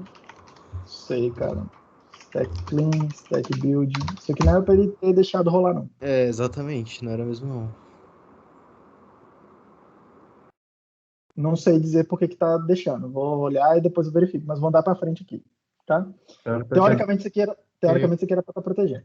Não, porque eu tô tentando fazer junto e no meu também tá deixando fazer isso aí. Tá Pois é alguma coisa que eu tô fazendo que tá errado. Mas isso aqui devia ser o suficiente, tá? Para resolver esse problema aí. Não sei por que está acontecendo aqui. Depois eu olho na documentação, porque faz pouco tempo que eu estou usando essa versão 8.10.4 aí, que é a mesma que vocês estão usando, e até pouco tempo, versões passadas isso aqui não fazia. Deve ter mudado essa semântica dos módulos aqui e eu não atentei, tá? Mas vamos para frente então. Vamos deixar a coisa certa, depois eu mando para vocês uma errata aí da aula. Beleza. O que eu quero fazer? Vamos modificar aqui o programa para poder mostrar para vocês como é que traz bibliotecas de fora, tá? Eu quero modificar esse meu programa para ele pegar eu vou dar para ele um dicionário de palavras, um arquivo de texto, tá? Com um dicionário de palavras, eu quero que ele sorteie uma palavra desse arquivo e use como a palavra secreta em vez de eu fazer aqui ter que passar para ele uma palavra manualmente, tá? Então, deixa eu importar aqui vou fazer um diretório aqui, tá? Data, que não tinha antes, para guardar isso. Copy. Onde é que eu botei? Hangman 02, eu acho. Data, barra, esse cara aí, data. Então, o que tem aqui nesse arquivo, tá? É um arquivo do dicionário, nem me lembro de onde eu peguei ela aí de algum projeto desse de código-fonte, tá? Tem uma tonelada de palavras em português aí. Tá? Tem um dicionário inteiro aí que usa nessas ferramentas tipo OpenOffice, foi lá que eu peguei, tá? que o OpenOffice usa para fazer a correção de texto lá no Word deles, né? No equivalente do Word deles, tá? Então, repare, um arquivo grandão, cada linha é uma palavra, tá? É isso que eu quero fazer. Eu quero sortear uma palavra daqui e usar ela como uma palavra secreta. Então, vamos lá. Primeira coisa que eu preciso é uma forma para ler isso aí e representar representar uma palavra no meu programa. E para isso, eu vou usar uma biblioteca que chama Text. Essa biblioteca que eu estava usando aqui atrás agora, mostrando a documentação para vocês, tá? Strings em Haskell é um problema, tá, gente? Porque a representação aqui em Haskell, lembrando que a ideia básica é o seguinte, que em Haskell, string, esse tipo string é um nome para lista de caracteres. E a lista em Haskell é uma lista ligada. Tem vantagens e desvantagens da lista ligada, mas a principal desvantagem é que é lento. Tá? Em termos de performance, não é uma boa representação para strings. Porque normalmente quando eu faço um string de texto, é texto, né? Eu já sei o texto. Tipo assim, eu poderia representar com um array isso aqui, alguma coisa, uma representação um pouco melhor, tá? Contígua, em vez de cada caractere ficar esparramado pela memória, que é o que a lista acaba fazendo. Então, tem duas bibliotecas básicas que melhoram isso, tá? Uma delas é o text, tá? Data.text, que é essa daqui, tá? Que está nesse pacote text, que eu vou mostrar como é que traz para dentro, que é a representação de texto usando Unicode, tá? Uma representação mais eficiente. Aí tem variantes aí, lazy, strict, tem várias variantes. Vamos fazer com a variante lazy, que é o padrão, tá? É o padrão? Acho que é o padrão. Nem me lembro. Time, space, sei lá, eu nem vou especificar isso. Strict. Eu vou usar essa versão estrita. Quando a gente falar de lazy evaluation, de eficiência, eu explico para vocês o que é a diferença de lazy para o strict, tá? Eu vou usar o padrão da parada, tá? Não vou nem mexer nada. Depois eu mostro para vocês detalhes do que significa essas diferenças. Para mim, vai ser uma string de texto. O segundo pacote que é interessante para mexer com strings, tá? Mas não necessariamente com strings de texto, é um pacote que chama ByteString. Tem esse outro pacote aqui, ByteString, que é para representação de strings de bytes, tá? O text é para strings de caracteres Unicode. O ByteString para strings de bytes. Repare, string de bytes serve para qualquer coisa, representa qualquer coisa. Onde é que eu uso o data.text? Normalmente, quando é texto mesmo, eu uso o text. Quando eu estou lendo ou estou escrevendo dados binários em arquivo, eu prefiro usar esse. Assim, é bastante comum vocês verem todo mundo usando o ByteString, tá? Então, comece a se acostumar. Tem várias propostas aí na linguagem de algum dia juntar tudo isso, essas três representações, numa interface comum, provavelmente com sintaxe comum na linguagem. E ter alguma forma um pouco mais sintaticamente interessante, tá? Um pouco menos desorganizada de cuidar disso. Mas, enfim, o que eu preciso fazer para poder usar esse text? Eu preciso importar esse text, né? Se eu simplesmente vir aqui no meu programa, cadê meu editor? Tá? Importar, import data.text e tentar compilar isto,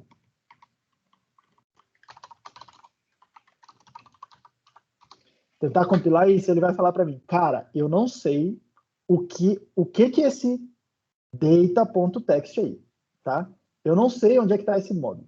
Repare que na minha instalação aqui, ele até fala para mim, olha, isso aí é um membro de um pacote escondido text. Qualquer coisa. Mas repare que ele não encontrou no meu projeto, tá? Por quê? Porque eu preciso lá no arquivo de configuração do stack ou do cable, ou do que quer que seja, tá? Dizer para ele que esse pacote é uma dependência. Eu venho aqui e adiciono na linha, tá? Eu simplesmente vou colocar aqui, ó. O meu projeto depende dessa biblioteca text, desse pacote text. Eu não vou especificar a versão, mas poderia especificar uma versão específica, tá? Vou salvar isso aqui e vou compilar de novo. Stack, build. Professor, enquanto compila aí, só para dar uma atualizada. Eu tava fazendo aqui, a gente fez no chat e, tipo, eu fiz igual você. E o meu deu o erro que esperava. Tipo, o meu não tava deixando colocar hangman. Eu precisei colocar game.hangman.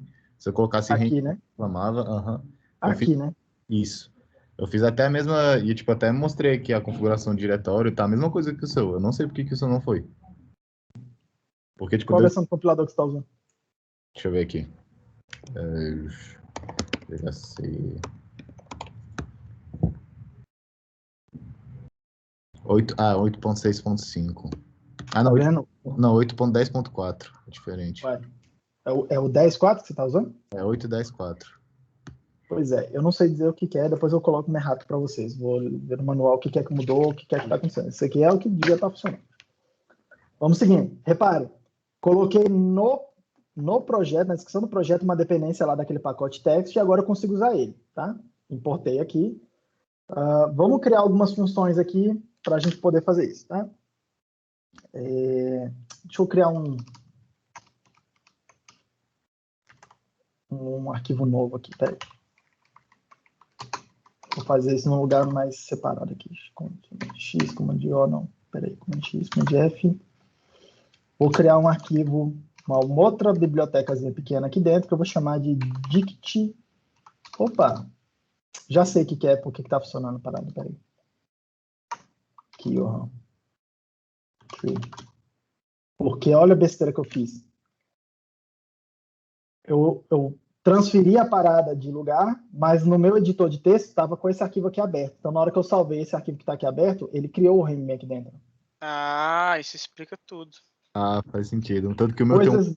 um negócio parecido, só que como o que eu salvei tá com H minúsculo, não teve isso. Coisas do Emacs, cara. Coisas do Emacs. Às vezes, olha, eu faço isso sem querer direto, cara. Eu preciso configurar ele para ele... Você precisa migrar de ferramenta, isso sim.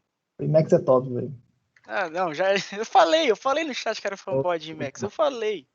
Eu discuto demais. Ó, deletei ele de lá. Vou abrir ele aqui agora. E aí,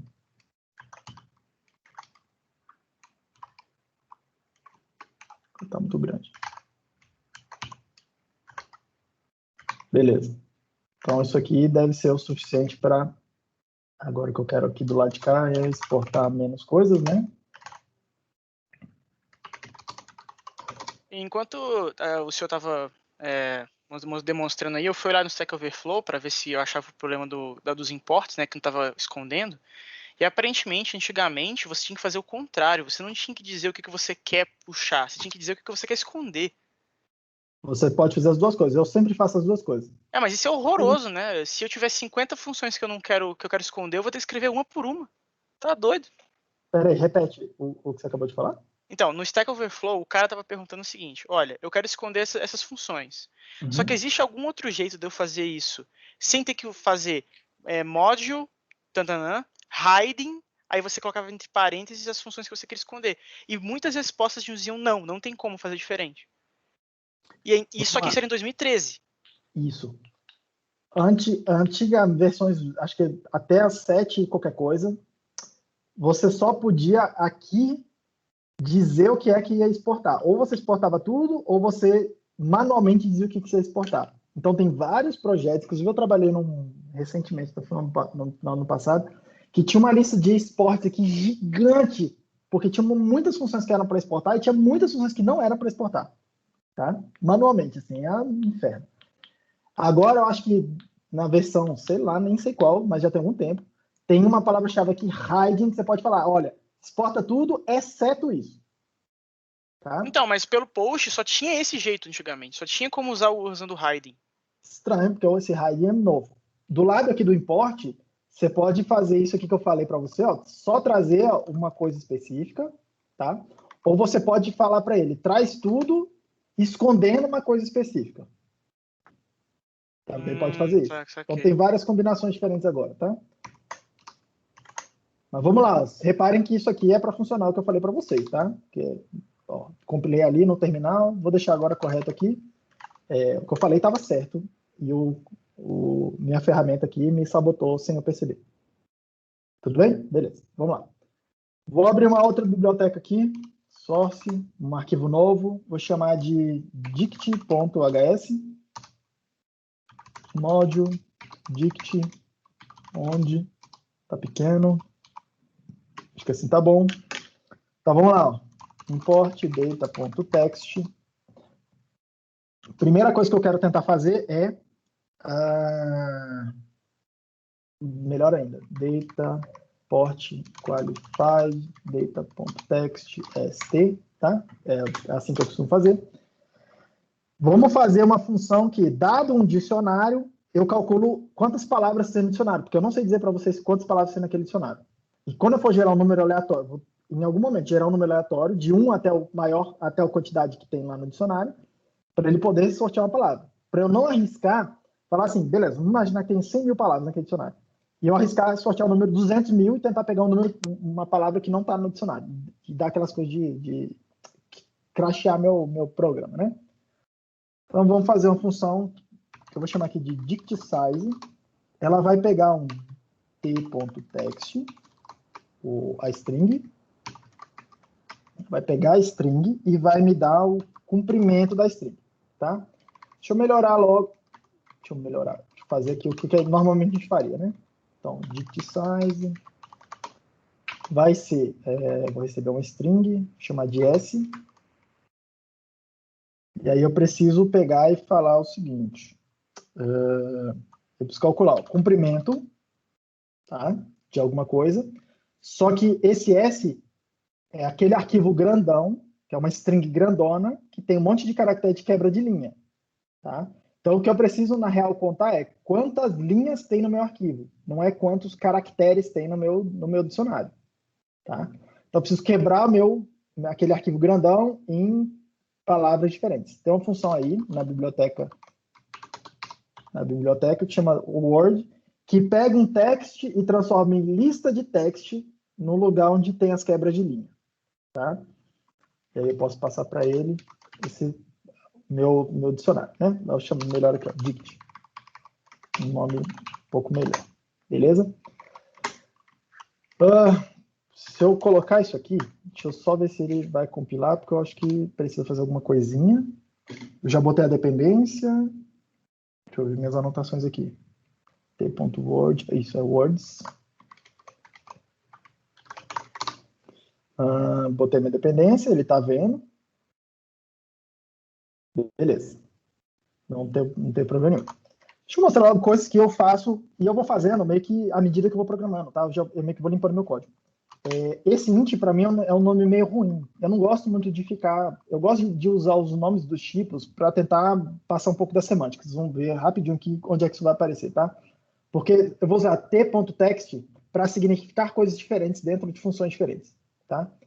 Então, é bem comum eu fazer alguma coisa assim. Cara, em vez de int, eu vou usar lá o sinônimo que a gente estava discutindo aqui antes de começar a aula, e vou dizer que length é int, tá?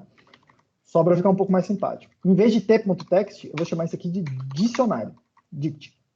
E aí vem aqui e fala, ó, dicionário, dict é t.text, tá? Só para eu não ter que ficar mexendo com text toda hora. Eu vou falar, ó, isso aqui é um dicionário. Tem que construir um dicionário de alguma forma, tá? Isso te ajuda porque a assinatura de tipos começa a funcionar melhor como uma especificação, tá? Deixa mais visível o que está acontecendo. Beleza. E como é que... Deixa eu testar isso aqui, só para mostrar para vocês o que está acontecendo, tá? O interpretador está do lado de cá, aí está integrado aqui, ele já carregou essa coisa toda, tá? Se eu chamar aqui, ó, dictSize, repare um negócio, tá? Se eu passar para ele uma string, ele vai falar, cara, eu não sei, lista de char não é a mesma coisa que t.text. Não sei fazer isso. Não sei, você está me dando argumento errado, tá? Tecnicamente, eu tenho uma função lá na biblioteca, vocês olhem a documentação depois, tá? Que chama pack, que pega uma string normal e transforma no text, né? Que ele está esperando, tá? Repare que esse dictSize mede quantas linhas tem aí, né? Então, se eu passar um negócio com 2 linhas, por exemplo, sei lá, com 3 linhas aí, tá? Ele vai contando quantas linhas tem entre aspas, nesse arquivo. Só que olha só o negócio, esse t.pack, o tempo todo eu tenho que ficar chamando ele toda hora que eu usar string no lugar do text, tá? Tem uma extensão da linguagem que tipo, bypassa isso, para eu poder escrever a string e ele falar, tá bom, essa string é um text, automaticamente para mim, tá? Como é que eu uso isso? Eu já vou importar aqui para vocês verem a sintaxe, tá? Logo na primeira linha, ou na primeira linha do arquivo fonte, tá? Você vem aqui e faz isso, tá? Bota essas tralhas aqui, diz para ele esse pragma, né? O language, e aí tem uma extensão que chama overloaded strings, tá? E aí ele me permite fazer coisas do tipo dict size de, sei lá, asd barra n, blá, blá, blá, barra n, blá, blá, blá. Vou dar um nome disso aqui. Vou carregar lá no meu interpretador. E aí, ó, x1, ele sabe o que fazer, sem eu precisar ficar passando esse pack e unpack o tempo todo. Tá? Bastante útil. Ok? Então, vou manter essa extensão aí. Vamos continuar. Então, é assim que eu pego as strings. Como é que eu leio a string do arquivo? Tá? Como é que eu leio a string do arquivo? Vou fazer uma função aqui. Selecionar palavra dicionário, blá, blá, blá, blá, blá. Antes disso. Beleza. Deixa eu mostrar aqui. Como é que eu leio uma string no arquivo, tá? Tem uma função aqui. Por quê? Tá, carrega lá, velho. Por que você tá me zoando, né? Qualified data.text st. Está brigando contra mim esse negócio. dt.readfile. Tem uma... Tá me zoando, né?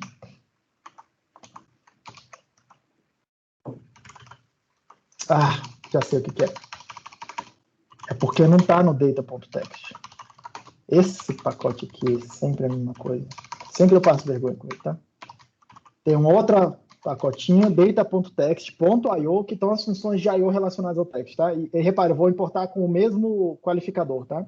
Pode fazer isso, ele vai, tipo, aumentando o namespace T, tá?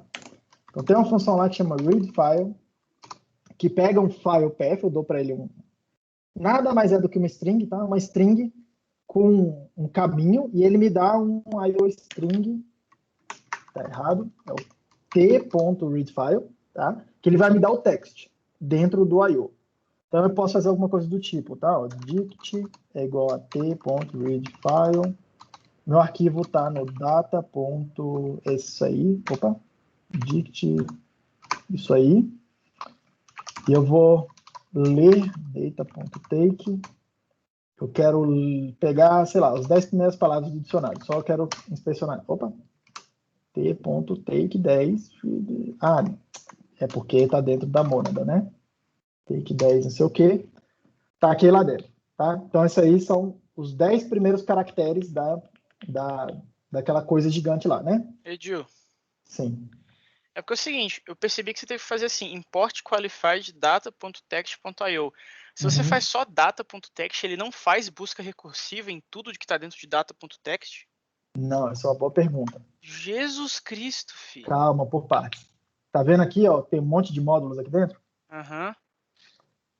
O data.text é um módulo. O data.text.io é outro módulo. Mas é um submódulo dentro do data.text. Sim, mas não pense que o que está dentro está acessível aqui mais para cima da árvore. Nossa, não filho, isso deve dar muito problema. Calma.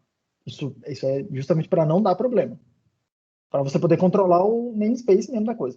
O que é muito comum, tá? Nessa biblioteca, infelizmente, ele não faz, mas o que é muito comum? O módulo aqui de cima, o primeiro, esse data.text que você importa os outros para você. Ok. E reexporta. Tem, tipo assim, se eu importar... Vamos lá. Repare que no meu módulo eu importei o data.text, certo? Certo. No meu módulo aqui dentro. Então, tudo que tem no data.text ficou visível aqui dentro. Beleza. Só que na hora que eu exportei meu dict, ele não exporta o que está vindo do data. Ele só exporta o que eu criei aqui localmente. Só que nada me impede de exportar as coisas que eu trouxe do data.text para cima, do dict. Ok. Tá? Eu não me lembro explicitamente como é que faz isso. Tem a ver com essa lista de exports aqui, tá?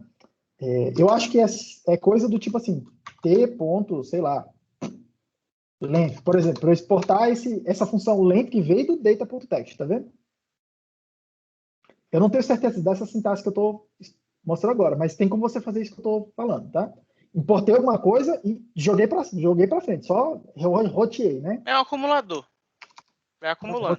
O roteador, para você ir bypassando os namespaces, tá? Para você espalhando. Mas quando você faz isso, normalmente começa a dar esses. Se a sua biblioteca for grande, tipo essa daí, ó, data.text, tá?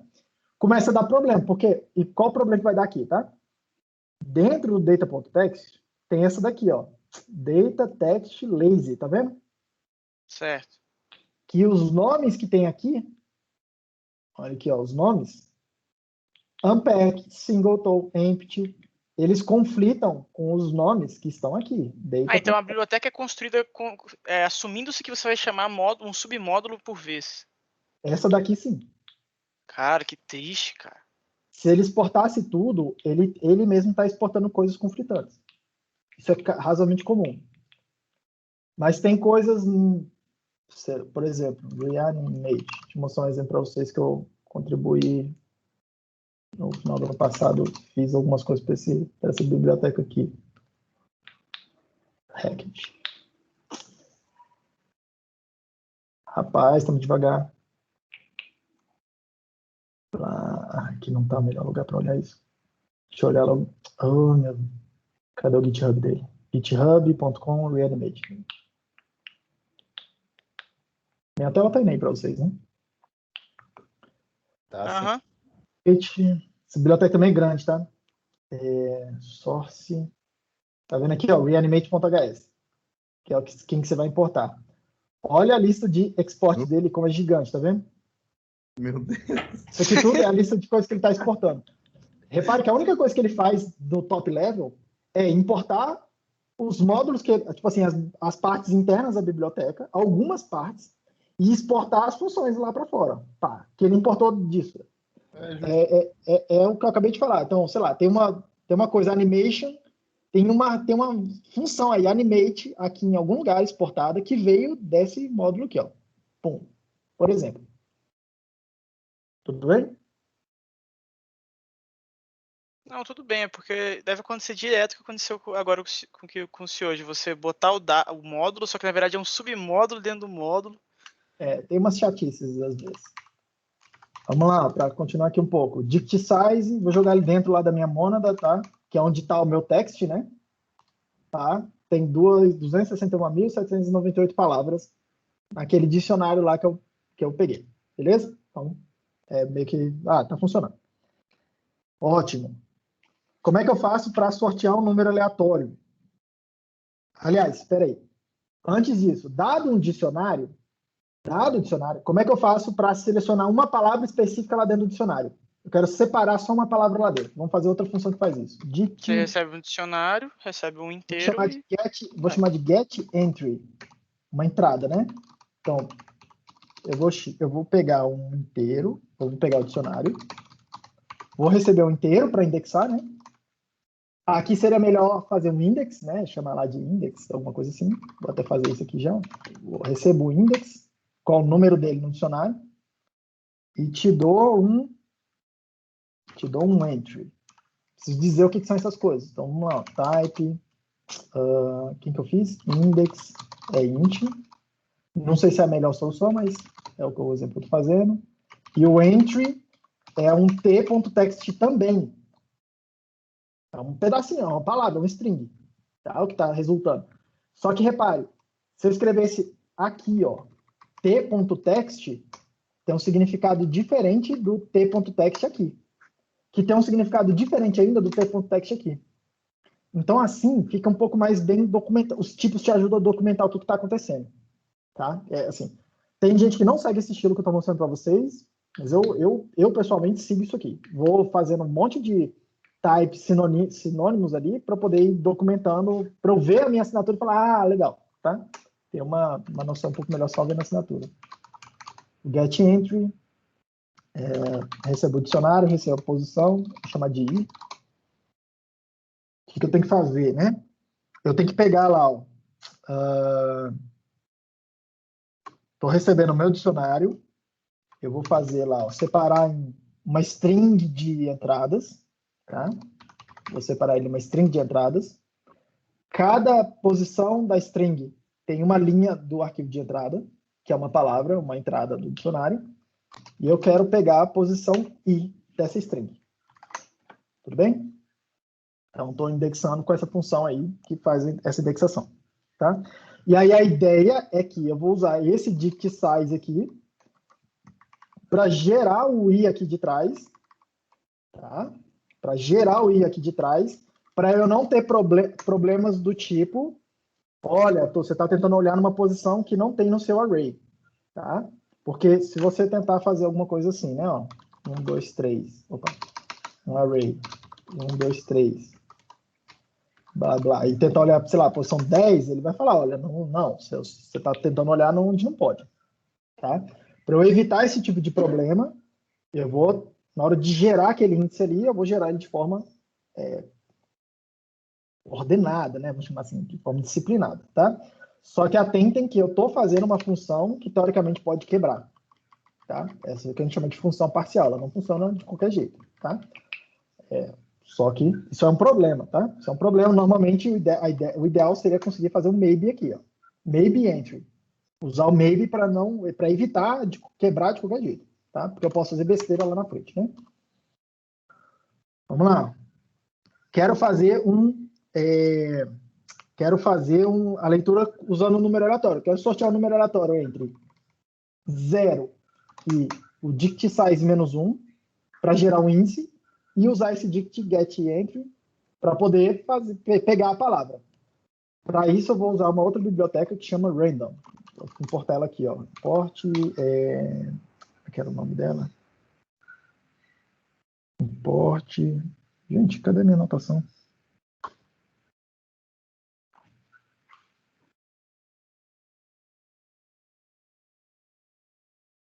Ó, na minha anotação não tem. Depois, quando eu botar lá para vocês, eu coloco aqui. Package, random. Tem um pacote que chama random, tá? System.random. Beleza. System.random. Deixa eu já aproveitar que estou com a documentação aberta. Recomendo fortemente que vocês leiam esse aqui, é um pacote que vocês vão usar, todo mundo usa para números aleatórios, tá? Em particular, vou usar uma função que chama random RIO, que é uma função que tem duas funções úteis aqui, tá? Esse random IO, ele gera um número aleatório para mim, beleza? Repara que está dentro de uma mônada que tem que ser IO, tá? Então ele vai executar IO para mim. No caso, ele vai lá na minha máquina, vai lá no pool de entropia lá dos números aleatórios, usa isso para gerar um número aleatório para mim. Esse random RIO, o que ele faz? Ele pega um range. Eu falo, gera um número aleatório para mim dentro do IO. Esse Azinho da esquerda é o menor elemento que eu quero do meu range. Esse aqui é o maior elemento que eu quero do meu range. Então, sei lá, gera para mim números entre 0 e 1. Ou 0 e 10, por exemplo. Números inteiros entre 0 e 10. Gera caracteres entre A e Z. É isso que eu digo para ele, tá? Aqui eu estou gerando dentro do I.O. Normalmente não é a melhor coisa que você pode fazer. Tem mecanismos aqui para você usar o state monad para você não precisar ir para o I.O. para poder operar aqui, fazer números aleatórios, tá? Mas como eu quero manter um negócio simples, vamos por aí. Por incrível que pareça simples, né? System.random. Eu preciso modificar o meu YAML file, né? Para portar essa biblioteca aí. Random. E aí, vamos lá então. Dict random entry. Vai ser uma coisa que recebe o dicionário e me dá um entry, só que esse entry vai estar dentro do I.O. Tá? Especificamente aqui, por conta da função que eu vou usar. Random entry dict vai ser. Então, vamos lá. O que eu quero fazer, tá? Eu vou usar a função aí, blá, blá, blá, IO, para gerar um número aleatório. Deixa eu botar para cá. Para gerar um número aleatório entre 0 e uma coisa que eu vou chamar de max. Tá? Já a gente Vamos definir logo o max. Onde? Max vai ser o dict size do dicionário. Qual o tamanho do dicionário? Menos 1, tá? Para não dar aquele erro de acabar passando, porque a indexação aqui por 0, tá? Isso aqui gera um número aleatório para mim. Vou passar isso aqui. Repare que isso aqui está dentro do IO Monad, né? Tá? Esse random IO, tá? O resultado dele está dentro do IO Monad, tá? Vou passar isso para dentro do dict getLine, né? Dict getLine dict. Isso aqui recebe um index, tá? Ó, recebe um número e vai lá no meu dicionário e pega o número. De onde está vindo o número? Dessa função aqui, ok? Só que repare uma coisa que não está errado. Do lado de cá, ó, do operador do bind, aqui eu preciso ter uma função de A para IOA. Isso aqui é uma função pura, né? Olha aqui, ó. O getLine lá, cadê? Não é getLine, cara, que eu chamei getEntry. Dict getEntry, tá? Eu dei para ele o dicionário, o tipo disso aqui é index para entry, tá? Eu preciso botar dentro do IO, né? Eu preciso botar dentro da monad, tá? Então vou usar o return para isso. Acho que isso aqui já vai ser suficiente. Todo mundo comigo aí até por enquanto? Opa, besteira aqui, alguma coisa, mas estou. Todo mundo aqui comigo? Deixa eu compilar aqui para ver se eu não quebrei nada no caminho. Sim, sim. Eu já vou ter que sair, mas por enquanto sim.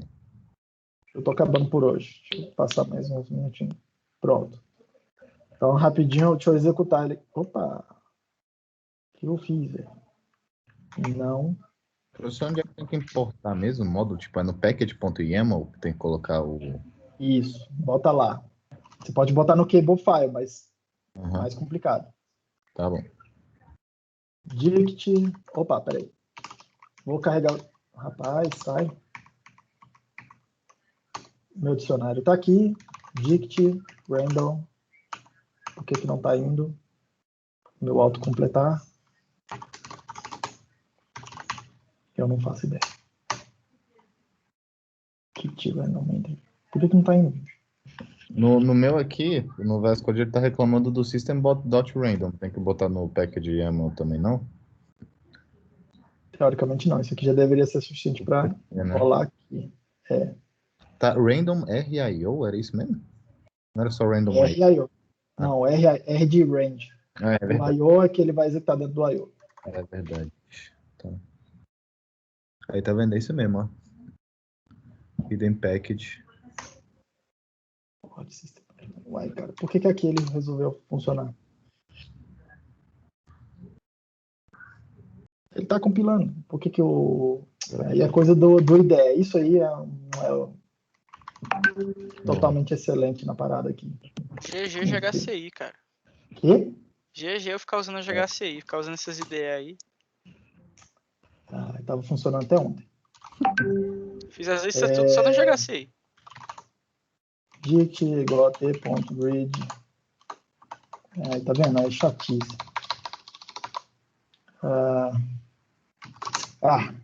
Vocês executam essa parada. Deixa eu zerar aqui esse negócio, porque senão não vou terminar a tempo. Onde é que eu mexo no... Teoricamente está funcionando, tá? Vou arrumar logo, botar lá no meu executável, que isso deve resolver. Vou botar lá no meu executável aqui no IO. O que eu quero fazer, tá? Repare que o que eu quero modificar é isso aqui, né? Eu não quero pegar uma palavra do lado de fora, eu não quero que alguém me digite uma palavra, eu quero pegar usando essa função aí, tá? Então, vou mudar um pouquinho aqui. Eu vou falar assim, ó, em vez de pense numa palavra, vou falar assim, gerando uma palavra. Tá. Aí o Word, eu vou pegar dali, ó, dict, random, random, entry, system.io, game import, esse cara aqui tem que importar o meu dict.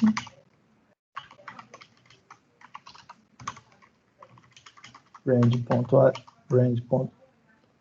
E aí eu tenho que passar para ele um dicionário. Para passar para ele um dicionário, eu tenho que abrir o dicionário, né? Tem que abrir o arquivo. Então, eu vou falar aqui, dict vai ser t.readfile. Eu vou fazer hardcoded aqui, mas dict, como é que era o nome do negócio? Você tem que importar o text também. Vou fazer dict brtf8.txt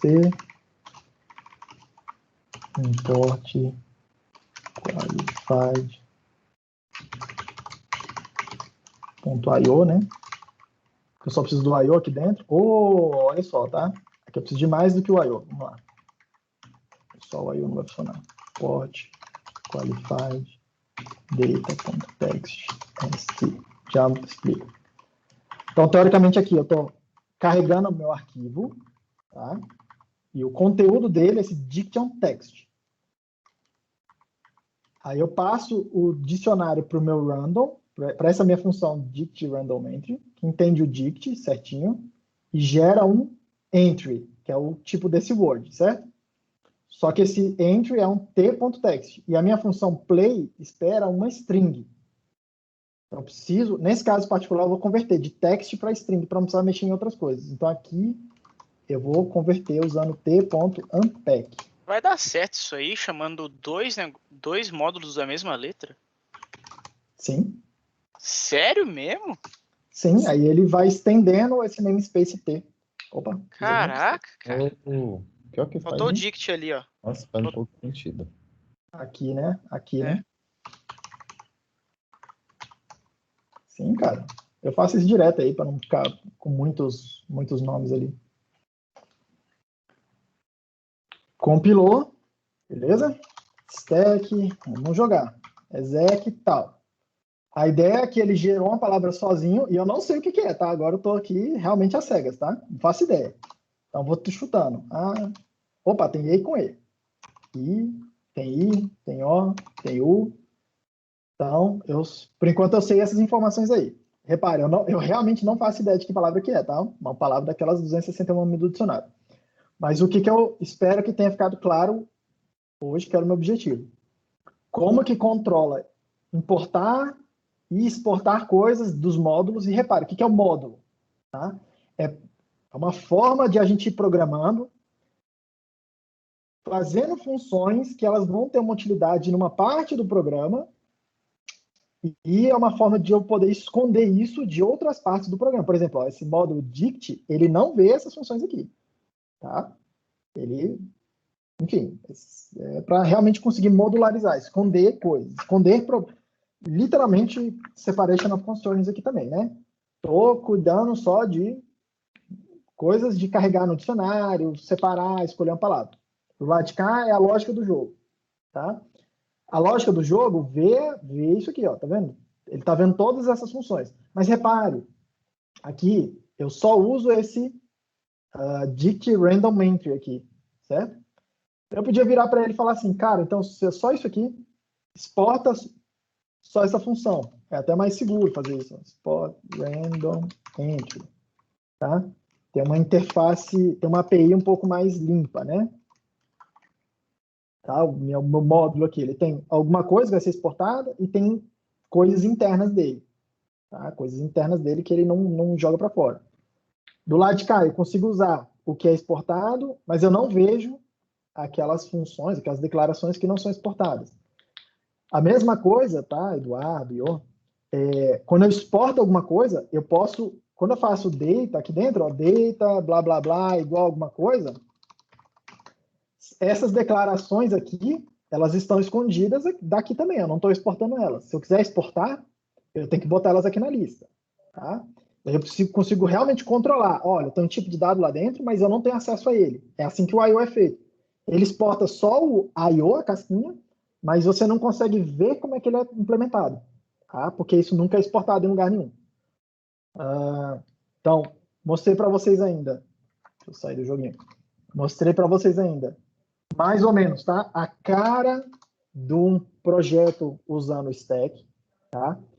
Como que importa, como é que faz para trazer coisas de um repositório externo, biblioteca de um repositório externo, nesse spec. Vocês viram que é simples como botar alguma coisa nova na lista de dependências. Tá? Alguma coisa nova na lista de dependências. Nesse exemplo, eu não me preocupei com o número de versão, nada disso. Mas quando você vê a documentação, ele fala, não, beleza, essa função só está disponível na versões tais a tais. Ou então essa versão aqui está depreciada, daqui a pouco ela vai sair, mas pô, você está usando, então trava a versão. Esse tipo de coisa, tá? É para ser simples desse jeito. O que a gente vai ver na aula que vem, tá? Mostrei para vocês como é que gera números aleatórios aqui, pela mesma forma simples e tal. O que a gente vai ver na aula que vem? Como testar essa coisa aí. Tá? Acabou ficando tudo para a aula que vem. Então, na aula que vem, eu vou pegar este mesmo exemplo e vou começar a testar algumas funções. Em particular, eu vou usar como exemplo essa função match aqui, ó, tá? Que é a função que está gerando, lembra? Essas stringzinhas aqui, né? Que recebe ó, uma string que eu dei para ele e vê, ó, isso aqui que você digitou, tem um pedaço aqui, tem um pedaço ali e tal. Tem algumas propriedades, tem alguns exemplos, vamos ver como é que a gente poderia testar esse tipo de coisa. Eu vou usar essa função aqui como exemplo, tá? Um exemplo de caso. E aí o que a gente vai ver? Isso na quarta. Na segunda-feira, na outra semana, vamos rodar o Profiler. Vou mostrar para vocês, explicar um pouco melhor para vocês essa coisa do Lazy Evaluation, ordem de execução, o que é o Lazy, o que é versões estritas das funções, como é que a gente roda o Profiler, que informação que ele me dá, controlar um pouco melhor essa coisa de, tipo, obter informações sobre desempenho, tá? Ah, tem alguma coisa que está muito lenta. Tá bom, mas como é que eu sei onde está lento no meu programa? Vou mostrar para vocês, então, como que usa o Profiler que já está embutido aí nas ferramentas, no compilador já dá para gente. Alguma dúvida, gente, por hoje? Acho que foi um bom exemplo, apesar de eu ter demorado mais do que eu gostaria. Nenhuma dúvida.